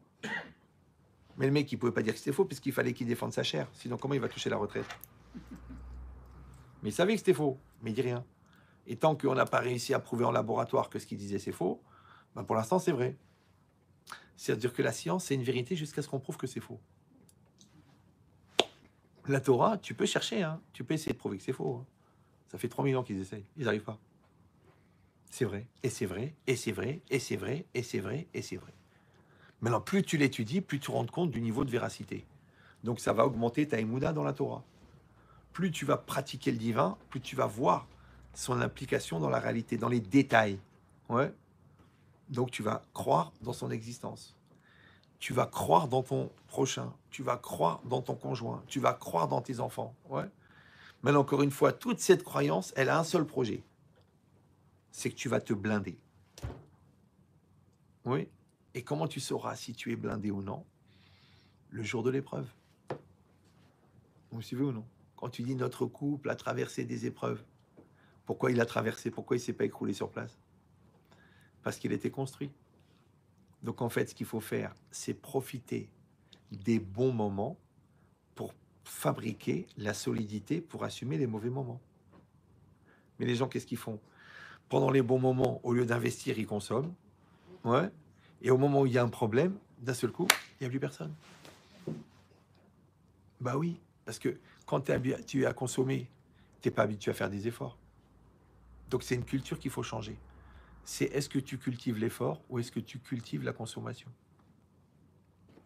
Or, la consommation fabrique des consommateurs. C'est pour ça que notre société, elle est très mal partie. Parce qu'on a tout fondé sur la consommation.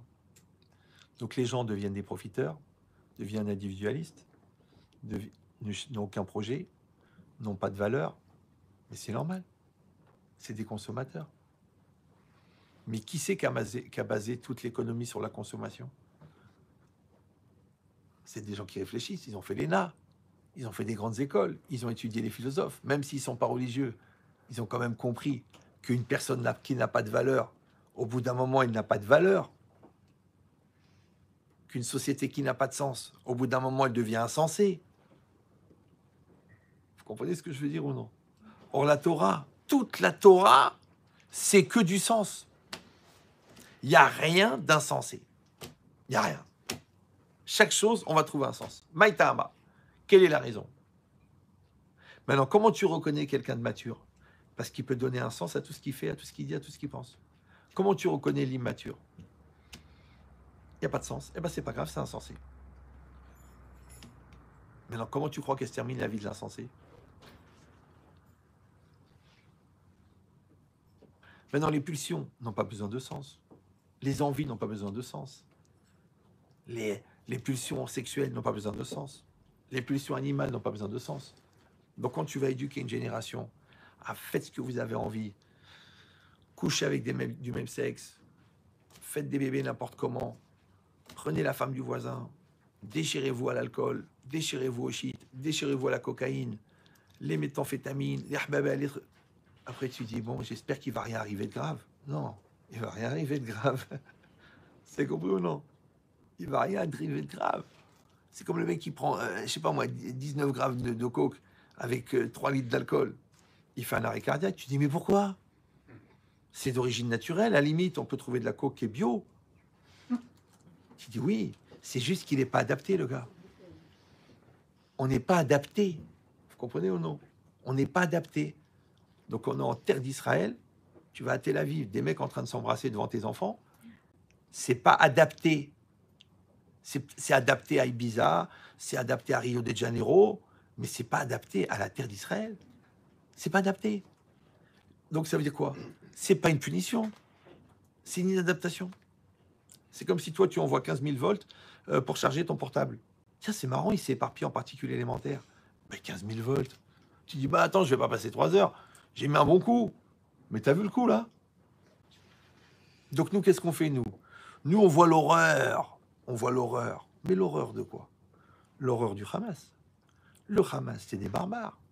C'est des animaux. Vous vous rendez compte que les enfants, on les entraîne sur des poupées à couper des têtes. C'est que le mec, il a 4 ans, on lui donne une poupée avec un couteau, on lui apprend à couper la tête. Donc quand on lui a dit, on va te donner 10 000 $ si tu ramènes une tête, le mec, il ramène la tête. Il est éduqué depuis qu'il est petit. Donc à la limite, je vais dire un truc horrible, hein. Le Hamas, il est cohérent avec lui-même. C'est comme si tu dis, oh bah le lion, il y va pas avec la finesse. Bah c'est un lion, il arrache la tête, il arrache le bras, mais l'antilope, elle est pas morte. Bah il a faim, c'est normal, c'est une bête sauvage. D'accord ou non? Donc la vraie question, c'est pourquoi on est choqué de la sauvagerie et de notre sauvagerie à nous, on n'est pas chauffé, on n'est pas choqué. Donc tu as 2 solutions. Encore une fois, enfin t'en as 3. Soit tu restes bloqué, soit tu rentres dans la rébellion. Ouais, pourquoi c'est comme ça? Pourquoi c'est comme ça? Mais en fait, tu continues. Parce que tu as fait des bêtises à cause du Yetzirah. Maintenant, tu te rebelles à cause du Yetzirah parce que ça n'apporte rien. Soit tu tires un enseignement et tu avances. Vous voulez la preuve? C'est marqué dans le Ramban. Bekol makom sheyesh pirud yesh mita. À chaque fois qu'il y a une séparation, il y a la mort. Tu sépares le fruit de l'arbre, il meurt. Tu sépares le doigt de la main, il meurt. Tu sépares l'homme de la femme, le couple, il meurt. Tu sépares les enfants des parents, la famille, elle meurt. Chaque fois que tu sépares, ça meurt. Ça va? Maintenant, la séparation, c'est les halek. Et les halek, c'est chelek. Chelek, c'est séparé. Ouais. Maintenant, le mot mahloket, qui veut dire querelle, il s'écrit même chet, lamed, kouf, tav. Les 3 lettres du milieu, c'est chelek. Les 2 lettres qui restent, c'est même et tav. Même tav, c'est met. Ils disent les commentaires, la mahloket amène la mort. Maintenant, je vous dis entre nous, moi, je ne suis pas prophète de malheur, je vois que le positif, que Dieu nous protège à tous. Mais quand je voyais les manifestations, avant la Cour suprême, la gauche, la droite, la haine, l'antisémitisme juif, ouais, oui, la haine contre les religieux, la haine contre les rabbins, la haine contre les droits, la droite, la haine contre... Pour traiter des juifs de droite de fascistes, pour dire que Netanyahou, il est nazi, tu te rends compte le niveau de scission? Moi, la vérité, hein, c'est pas pour exagérer ou pour profiter de la situation. J'avais plus peur de la querelle qu'il y avait entre nous, que des menaces terroristes, Hezbollah et Khabada. Pourquoi? Parce que la marloquette est dangereuse. Qu'est-ce qu'il y a écrit dans la marloquette? Le Midrash, il dit, quand il y a eu la marloquette avec Korach, il dit la marloquette, c'est tellement dur que même les enfants, ils meurent. Tu peux traduire le mot? Querelle. Quand il y a la querelle, c'est la séparation. Maintenant, on n'a pas les mêmes points de vue, on n'a pas la même vision, on n'a pas le même niveau de religion, on n'a même pas la même religion, on n'est pas du même sexe. C'est pas grave. Ça s'appelle la différence. D'accord? Toute la mitzvah de faire le shalom, c'est de faire le shalom avec la différence. Là aussi, il y a une erreur, c'est que les gens, ils ne font le shalom qu'avec les gens qui leur ressemblent. Du coup, ils n'arrivent pas à faire le shalom avec ce qui ne leur ressemble pas. Du coup, ils fabriquent l'ennemi de manière indirecte, parce que tu te sépares de ce qui ne te ressemble pas. Mais si tu dis, on n'est pas d'accord, ok, on n'est pas d'accord, on n'a pas les mêmes points de vue, viens, on parle. Si je suis convaincant, tu es convaincu. Si tu n'es pas convaincant, je ne suis pas convaincu. Et si tu cherches à ne pas être convaincu, eh ben, tu ne seras pas convaincu. C'est pas grave, la vie continue. Et il y avait toujours ce statu quo. C'était comme ça. L'autre, il allait pris au cotel, et l'autre, il faisait son méchou à la plage. Et c'était très bien. D'un seul coup, ils sont devenus non. Non. Non. On vous interdit de prier à Kippour. Tu te rends compte? Tu rentres dans une synagogue à Tel Aviv, ouais, et tu fais sortir les gens parce qu'ils prient séparer les hommes et les femmes en Israël. Mais je comprends pas, les nazis n'osent plus faire ça. Toi, tu le fais. J'ai eu peur. J'ai eu très peur. Ouais. Et qu'est-ce qui s'est passé? Il s'est passé l'horreur. Et grâce à ça, qu'est-ce qui s'est passé d'un seul coup? Union nationale, solidarité, la gauche avec la droite. Ce qui compte, c'est la victoire. Les ennemis de la veille, ils deviennent les partenaires. Netanyahou, il prend Gantz parce qu'il connaît très bien la guerre, il connaît très bien Gaza, alors que la veille, il s'est en train de se prendre la tête. En bouteille, c'est beau, c'est l'union, c'est le shalom, c'est vrai. Moi, la vérité, j'ai envie de vomir. Pourquoi? Parce que pour faire l'union, il faut 1400 morts. C'est comme le couple, ils étaient au bord du divorce, et paf, on a diagnostiqué une leucémie. Du coup, ils ont dit, allez, maintenant, écoute, on va pas parler de notre problème de couple, on va se battre pour le petit, et ils se battent, ils protocole, truc, et après thérapie, et grâce à Dieu, ils ont sauvé le petit. Ouais. Et après, ça devient complètement relatif de parler de cancer, du couple, alors que le petit, grâce à Dieu, il a été sauvé. Alors, je dis quoi? Il fallait une leucémie pour que tu te réveilles.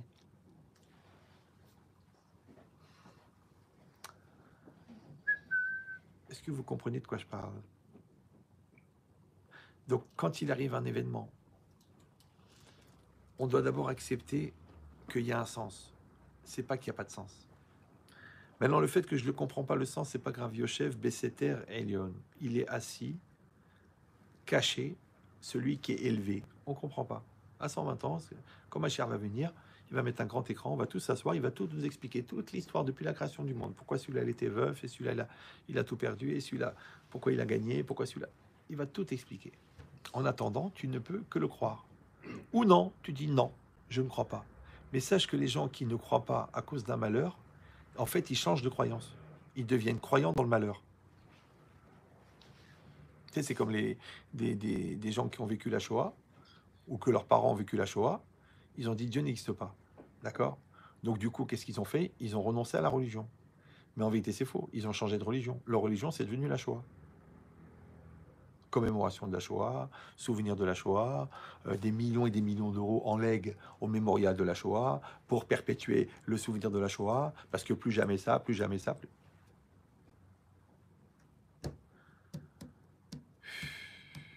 Mais dis-moi, l'antisémitisme, il est intrinsèque. Tu crois que parce que tu as fait un mémorial, les mecs, ils vont arrêter d'haïr?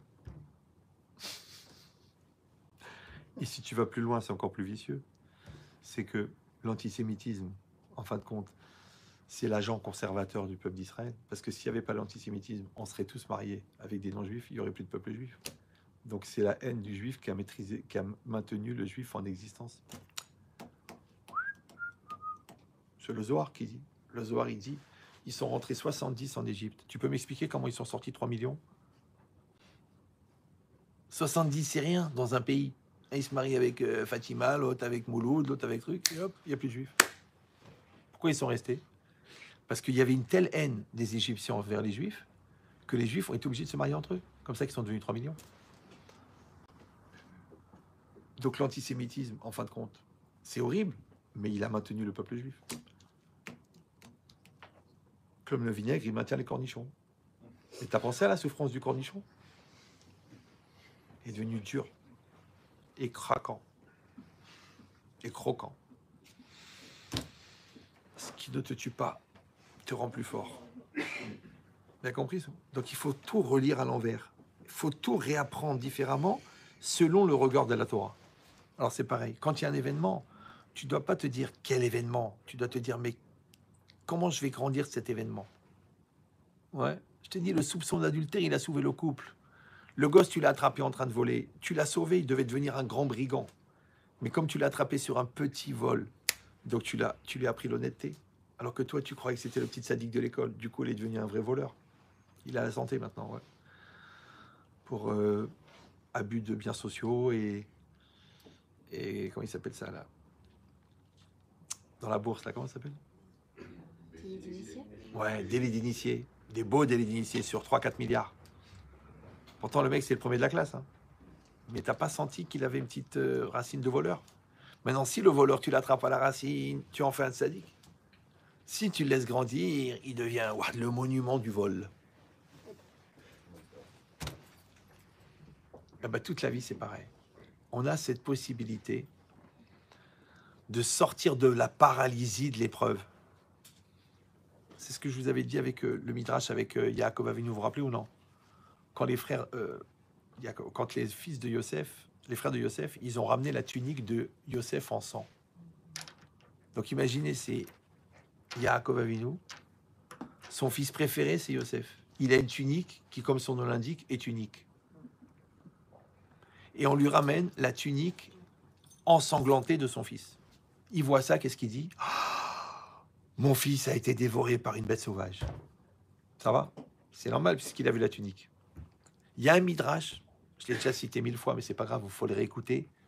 Moi-même, j'assiste à tous mes cours et je comprends de mieux en mieux. Il y a un midrash incroyable qui dit Amar Akadosh Baruch Hu. Écoutez ce midrash, on va finir avec ça. Amar Akadosh Baruch Hu. Ani asuk le amlich et beno. Moi, je suis en train de m'occuper de rendre son fils roi, parce que Yosef, vous savez, il va être vendu, il va arriver en Égypte, il va aller en prison, après il va interpréter les rêves, et après il va être vice-roi d'Égypte. Il pouvait être que vice-roi, parce que le roi du vice, c'était Pharaon. Donc Hachem, il dit, je comprends pas. Moi, je suis en train de rendre son fils roi, et lui, il dit, la manistera d'Arkim et Hachem. C'est-à-dire que Hachem, genre, il m'a oublié, la Esther, il me voit plus, il m'aide plus, il m'a laissé dans l'obscurité de la mort de mon fils. D'accord ou non? Maintenant, évidemment, vous posez la question simple. Vous dites, mais je comprends pas. Lui, il a vu la tunique en sang de son fils, c'est normal, non? Et Hachem, il dit, mais je comprends pas. Moi, je suis en train de m'occuper de son fils pour en faire un roi, et lui, il râle, et il se plaint.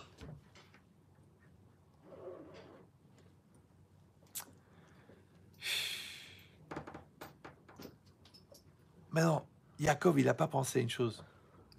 C'est un enseignement du Rav Colombo. Je ne sais pas si vous l'avez connu.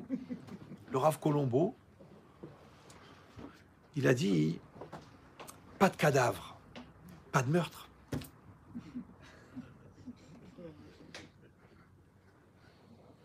Vous me suivez ou non? Yaakov Avinu, il a vu la tunique ensanglantée, ouais, mais il n'a pas vu de cadavre. Donc il aurait dû garder l'espoir que mon fils, il est vivant. C'est pareil, les cinglés, ils sont rentrés à 3000. Il y a, il y a une horreur qui s'est passée, mais il y a un très grand miracle. C'est qu'ils sont arrêtés. Ils auraient pu continuer. Vous comprenez ou non? Avant que les premiers soldats ils arrivent, ça a pris 5 heures. Même les responsables du Hamas, il a dit, on pensait qu'on aurait 1 heure tranquille, on était 5 heures. 5 heures, c'est ce que tu peux faire en 5 heures. En 3 secondes, tu tues une famille. Donc ils auraient pu avancer encore, dans Netivolt, encore des autres villages, encore des... Pourquoi ils sont arrêtés? C'est un miracle. Maintenant, toi, tu as deux solutions. Soit tu restes paralysé devant la situation ensanglantée, comme la tunique, ouais. Soit tu dis, qu'est-ce qu'on va faire avec ça? Qu'est-ce qu'on va faire avec ça? Ouais. L'enfant, maintenant, le gars, il a une gangrène du pied. Le médecin, il dit, on va couper le pied. Tu peux t'asseoir, pleurer et organiser Tisha B'Av toute la semaine. Soit tu dis, allez, tu sais quoi? Ok. Réflexion, décision, amputation, cicatrisation. Ça s'appelle le cycle du deuil. Tu ne peux pas cicatriser, passer à autre chose, te remarier, retenter une grossesse, ouais, redévelopper un business, revenir à la Torah. Tu ne peux pas le faire. Tu ne peux pas cicatriser si tu n'as pas amputé. Parce qu'il va falloir te séparer de ce qui est la source de ton problème. Tu ne peux pas amputer si tu n'as pas décidé. Et tu ne peux pas décider si tu n'as pas réfléchi. Donc là, on a vu la tunique ensanglantée. On doit réfléchir. À partir de cette réflexion, on doit prendre une décision. À partir de la décision, on va faire une amputation. C'est ça la teshuva. Tu vas t'amputer de certains comportements. Tu vas te séparer de certaines façons de vivre. Tu vas améliorer ta cache-route. Tu vas améliorer ton Shabbat. Tu vas prendre sur toi. Et c'est ce qui est en train de se passer. Vous savez, ils ont distribué des dizaines et des dizaines et des dizaines de milliers de tzitziot, de tzitzit katan, que les soldats les ont demandé. Moi, j'ai un copain moi que je connais, il a offert 10 000 tzitzit katan. 10 000, pas 100, hein. Je dis 100, c'est quand même 10 000. Et en plus, il me fait rigoler parce qu'il m'a dit en plus, l'armée, ils lui ont exigé qu'il soit en vert. Bah oui, parce que blanc, ça va attirer la même couleur que l'uniforme. Le mec, il a fait 10 000 tzitzit katan vert. Et il a offert 5 000, le Sefer, le Bet Alevi, là, sur Bitachon. Il a fait éditer 5 000, il les a distribués. Mais lui, c'est une personne. L'autre, il a fait 10 000 repas, l'autre, il a fait 20 000 repas. Pourquoi? Parce que c'est la cruauté qui a détruit. Donc, c'est la bonté qui va sauver. C'est la marloquette qui a tué. Donc, c'est l'union qui va sauver. C'est l'éloignement de la Shekhinah. Donc, l'éloignement de la proximité divine, donc de la conscience de Dieu qui a amené le malheur. Donc, c'est la remise en cause et la prise de conscience qui va ramener la solution. Vous vous rendez compte que pour la première fois, en 60 ans, à la télé israélienne, ils ont affiché Be'ezrat Hashem Natzliach. Be'ezrat Hashem, à la télé israélienne, si vous connaissez la moyenne des journalistes israéliens, ils auraient dû mettre une croix d'habitude. Ou au moins un portrait de Karl Marx. Ils ont dit Be'ezrat Hashem. Ça veut dire que il y a un changement, il y a un virage. Mais comme n'importe quel virage, il faut bien le prendre. Parce que sinon, tu sors de la route. C'est pour ça que le virage qui a été pris ici, depuis avant ces malheurs, de créer cet endroit pour s'occuper des couples. Parce que le Rav, il vous l'a dit gentiment, mais en vérité, c'est une catastrophe nationale. Je pense que la France, elle devrait prendre, et au moins la communauté, elle devrait prendre que le couple, aujourd'hui, c'est une priorité nationale. Parce que les gens, ils divorcent, les enfants, ils sont perdus. Comme ils sont perdus, ils n'ont pas de père. Comme ils n'ont pas de père, ils n'ont pas de repère. Comme ils n'ont pas de repère, c'est l'école qui devient le père. Et comme le prof ne peut pas être le père de 30 enfants, du coup, il y en a une partie qui dégringole. Ceux qui dégringolent, ils influencent ceux qui ne sont pas dégringolés. Vous savez qu'il y a des écoles qui refusent des enfants de divorcer. Tu vois toutes les classes, le calme, le respect des parents, le respect des élèves, le respect des professeurs. Tu dis, mais c'est grave, parce qu'au contraire, il faut les sauver. eh ben, ils sont égoïstes. Maintenant, ils ont un taux de réussite de 150% au bac. D'accord, oui ou non? C'est un choix. Eux, c'est élitiste. D'accord? Mais au moins, ça met en relief le danger du divorce. Donc, quand le Rav, avec Fabien, avec Madame Musan aussi, qui travaille en collaborateur, qui est psychologue diplômée, moi je fais semblant, mais elle est vraiment diplômée, eh ben, ils mettent en place une structure. C'est pas que, genre, si vous connaissez quelqu'un, mais non, c'est sûr qu'il faut sauver des couples. Et si vous le sauvez, ça vous donne le mérite d'avoir votre couple sauvé. Et cette guerre-là que tu vois, que tu dis, à la guerre, ils vont rentrer à Gaza, ils vont rentrer, ils vont pas rentrer, ils vont rentrer, ils vont pas rentrer. Mais tu sais combien tous les jours, ils rentrent en guerre à la maison, ils rentrent en guerre au consistoire pour aller donner le guet, ils rentrent en guerre avec les avocats.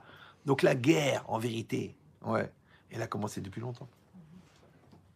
Donc les gens malins, ils se battent pour éviter cette guerre. Maintenant, si nous, on ne peut pas faire la guerre physique, parce qu'on ne peut pas aller là-bas avec un fusil, on peut faire la guerre spirituelle. Cette semaine, j'ai fait cours dans des écoles. Et je leur ai dit, tu vois, le jeune, il a 19 ans. Il va rentrer là-bas avec une épreuve, tuer ou être tué. Toi, tu as une épreuve. Tu te lèves à la prière ou non? Tu sens la différence? Tu mets les tefilines ou non? C'est pas évident, c'est difficile, je suis pas très religieux. Ok, mais lui, il va rentrer à Gaza. Avec un mec qui va lui mettre une balle dans la tête. Ouais. J'étais dans une école de filles. Je leur dis, voyez, votre jupe là, elle est comme ça. Vous la rallongez un peu. La balle, elle passe à côté du hayal. Hop, ah. Et tu vas dire, mais quel rapport? Moi, je suis ici, lui, il est là-bas. Eh ben, Rabotai, c'est un très, très grand yesod du judaïsme aussi. Une très grande base qui s'appelle Kol Israël Arevim Zelazé. Tous les béné Israël sont responsables, mais Arevim, ça veut dire aussi mélanger, mais Ourav. Donc en vérité, ici, on est séparés. Toi, t'es là, toi, t'es là, toi, t'es là, toi, t'es là, toi, t'es là, toi, t'es là. C'est vrai, on est séparés. Mais la Neshama, elle est construite dans le corps. Il dit le Nefesh HaChaim, elle démarre du corps comme un fil transparent. Elle traverse les 7 cieux, elle traverse les 10 sphirotes, les 10 dimensions spirituelles, et elle va jusqu'à la racine des Neshamot d'Israël qui est en dessous du trône céleste. Et là-haut, ils sont tous mélangés. Ça va? Donc ça veut dire qu'en vérité, tu ne sais pas, ta Neshama à toi, elle est reliée à la Neshama de quelqu'un d'autre. Peut-être, il y a un juif irakien, ouais, je sais pas moi, qui doit marier sa fille, et il y a un rave qui étudie la Torah à New York. Ils n'ont rien à voir les deux. Ils ne se connaissent pas, ils ne se verront jamais de leur vie. Mais leurs Neshamot sont liés. Et le juif irakien, il doit signer un business avec un Chinois pour lui vendre 1 million d'euros de marchandises. Et grâce à ça, si Dieu veut, il va marier ses filles. Mais comme sa Neshama, elle est liée à la Neshama du Rav, et le Rav, juste à ce moment-là, il a levé la tête de sa Gemara parce qu'il s'est dit, tiens, en fait, si on changeait de voiture, le Chinois, il signe pas.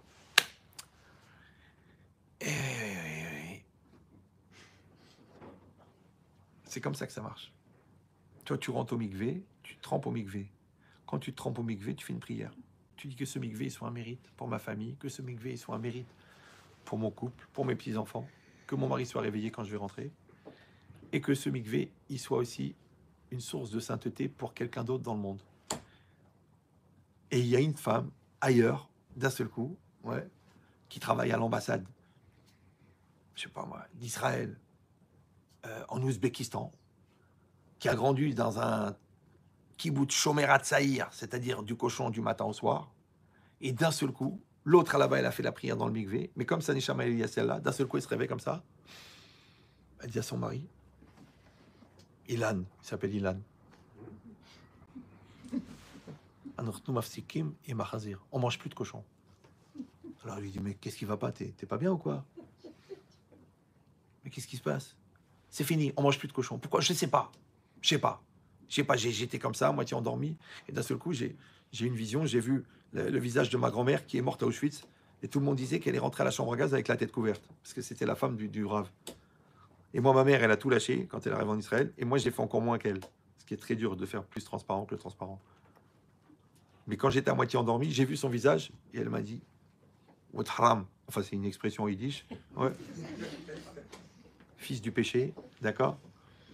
Et là, j'ai dit, on arrête le cochon. C'est comme ça que ça marche. Maintenant, de la même manière qu'une Neshama là-bas, elle peut nous influencer ici, nous-mêmes, on peut influencer ici pour une Neshama là-bas. C'est ça qu'on a entre les mains. C'est pour ça que j'ai dit qu'il y a à peu près 3 mois, 4 mois, il y a quelqu'un qui m'a saoulé pour faire une opération. Et moi, la vérité, je n'avais pas la tête et tout. Bon, il a bien insisté, bon, Hachem. Et finalement, j'ai accepté. Et avec mon association, on a édité ce petit livre que vous connaissez peut-être. On l'a réédité en fait. À l'époque, j'en avais fait 10 000. Là, j'en ai fait 5 000. Donc, on les a payés avec l'argent de l'association. C'est un Shulchan Aruch. D'accord? C'est un petit rappel des lois. Voilà. Donc, on en a fait 5 000. Ils sont offerts. C'est gratuit. On a vu que le gratuit part beaucoup mieux que le payant. C'est comme ça, c'est un phénomène. Bon, c'est dur. C'est un peu comme la piscine, ça mouille, donc c'est des phénomènes. Voilà. Donc, vous êtes là. Il n'y en a pas beaucoup, la vérité, parce que j'ai le bras qui s'est allongé de 60 cm. Donc, je vais revenir lundi. Le 30 octobre. Le 30 octobre, je vais revenir à Etzraïm. Si vous voulez venir, là, je vais en amener plus. D'accord? Voilà. C'est juste une chose. C'est marqué dans la Gemara, celui qui ramène un juif à la Teshuvah, sa prière est entendue. Donc, moi, je m'engage à faire une prière, une bracha, à tout celui qui s'engage à prendre un livre et à lire une page par jour. S'il lit 2 pages, je viens, je lui tire les oreilles. Est-ce qu'il y a des candidats? Levez la main, ceux que ça intéresse. Ah bah si ça marche. Hein? Les filles aussi, ça marche? C'est bon? C'est écrit en français. Hein. C'est tout en français. C'est bon? Tout le monde a levé la main? Ah ouais. Alors, baissez la main ceux qui ont levé la main et levez la main ceux qui n'ont pas levé la main. Il n'y a personne qui sort, c'est moi qui tiens la porte. Alors,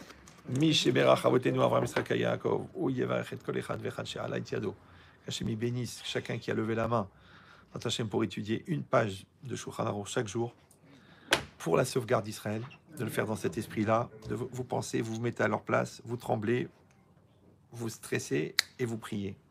Et vous faites cette mitzvah, qu'Hachem vous amène la joie, le bonheur, la santé, avec vous, votre conjoint, vos enfants, vos petits-enfants, que vous ayez bien sûr une sauvegarde, qu'on soit protégé, parce qu'il y a aussi des excités dans le coin, qu'on soit, Bezrat Hachem, dans une bonne parnassa, qu'on puisse assister à toutes les joies de nos enfants, de nos petits-enfants, en bonne santé physique et mentale.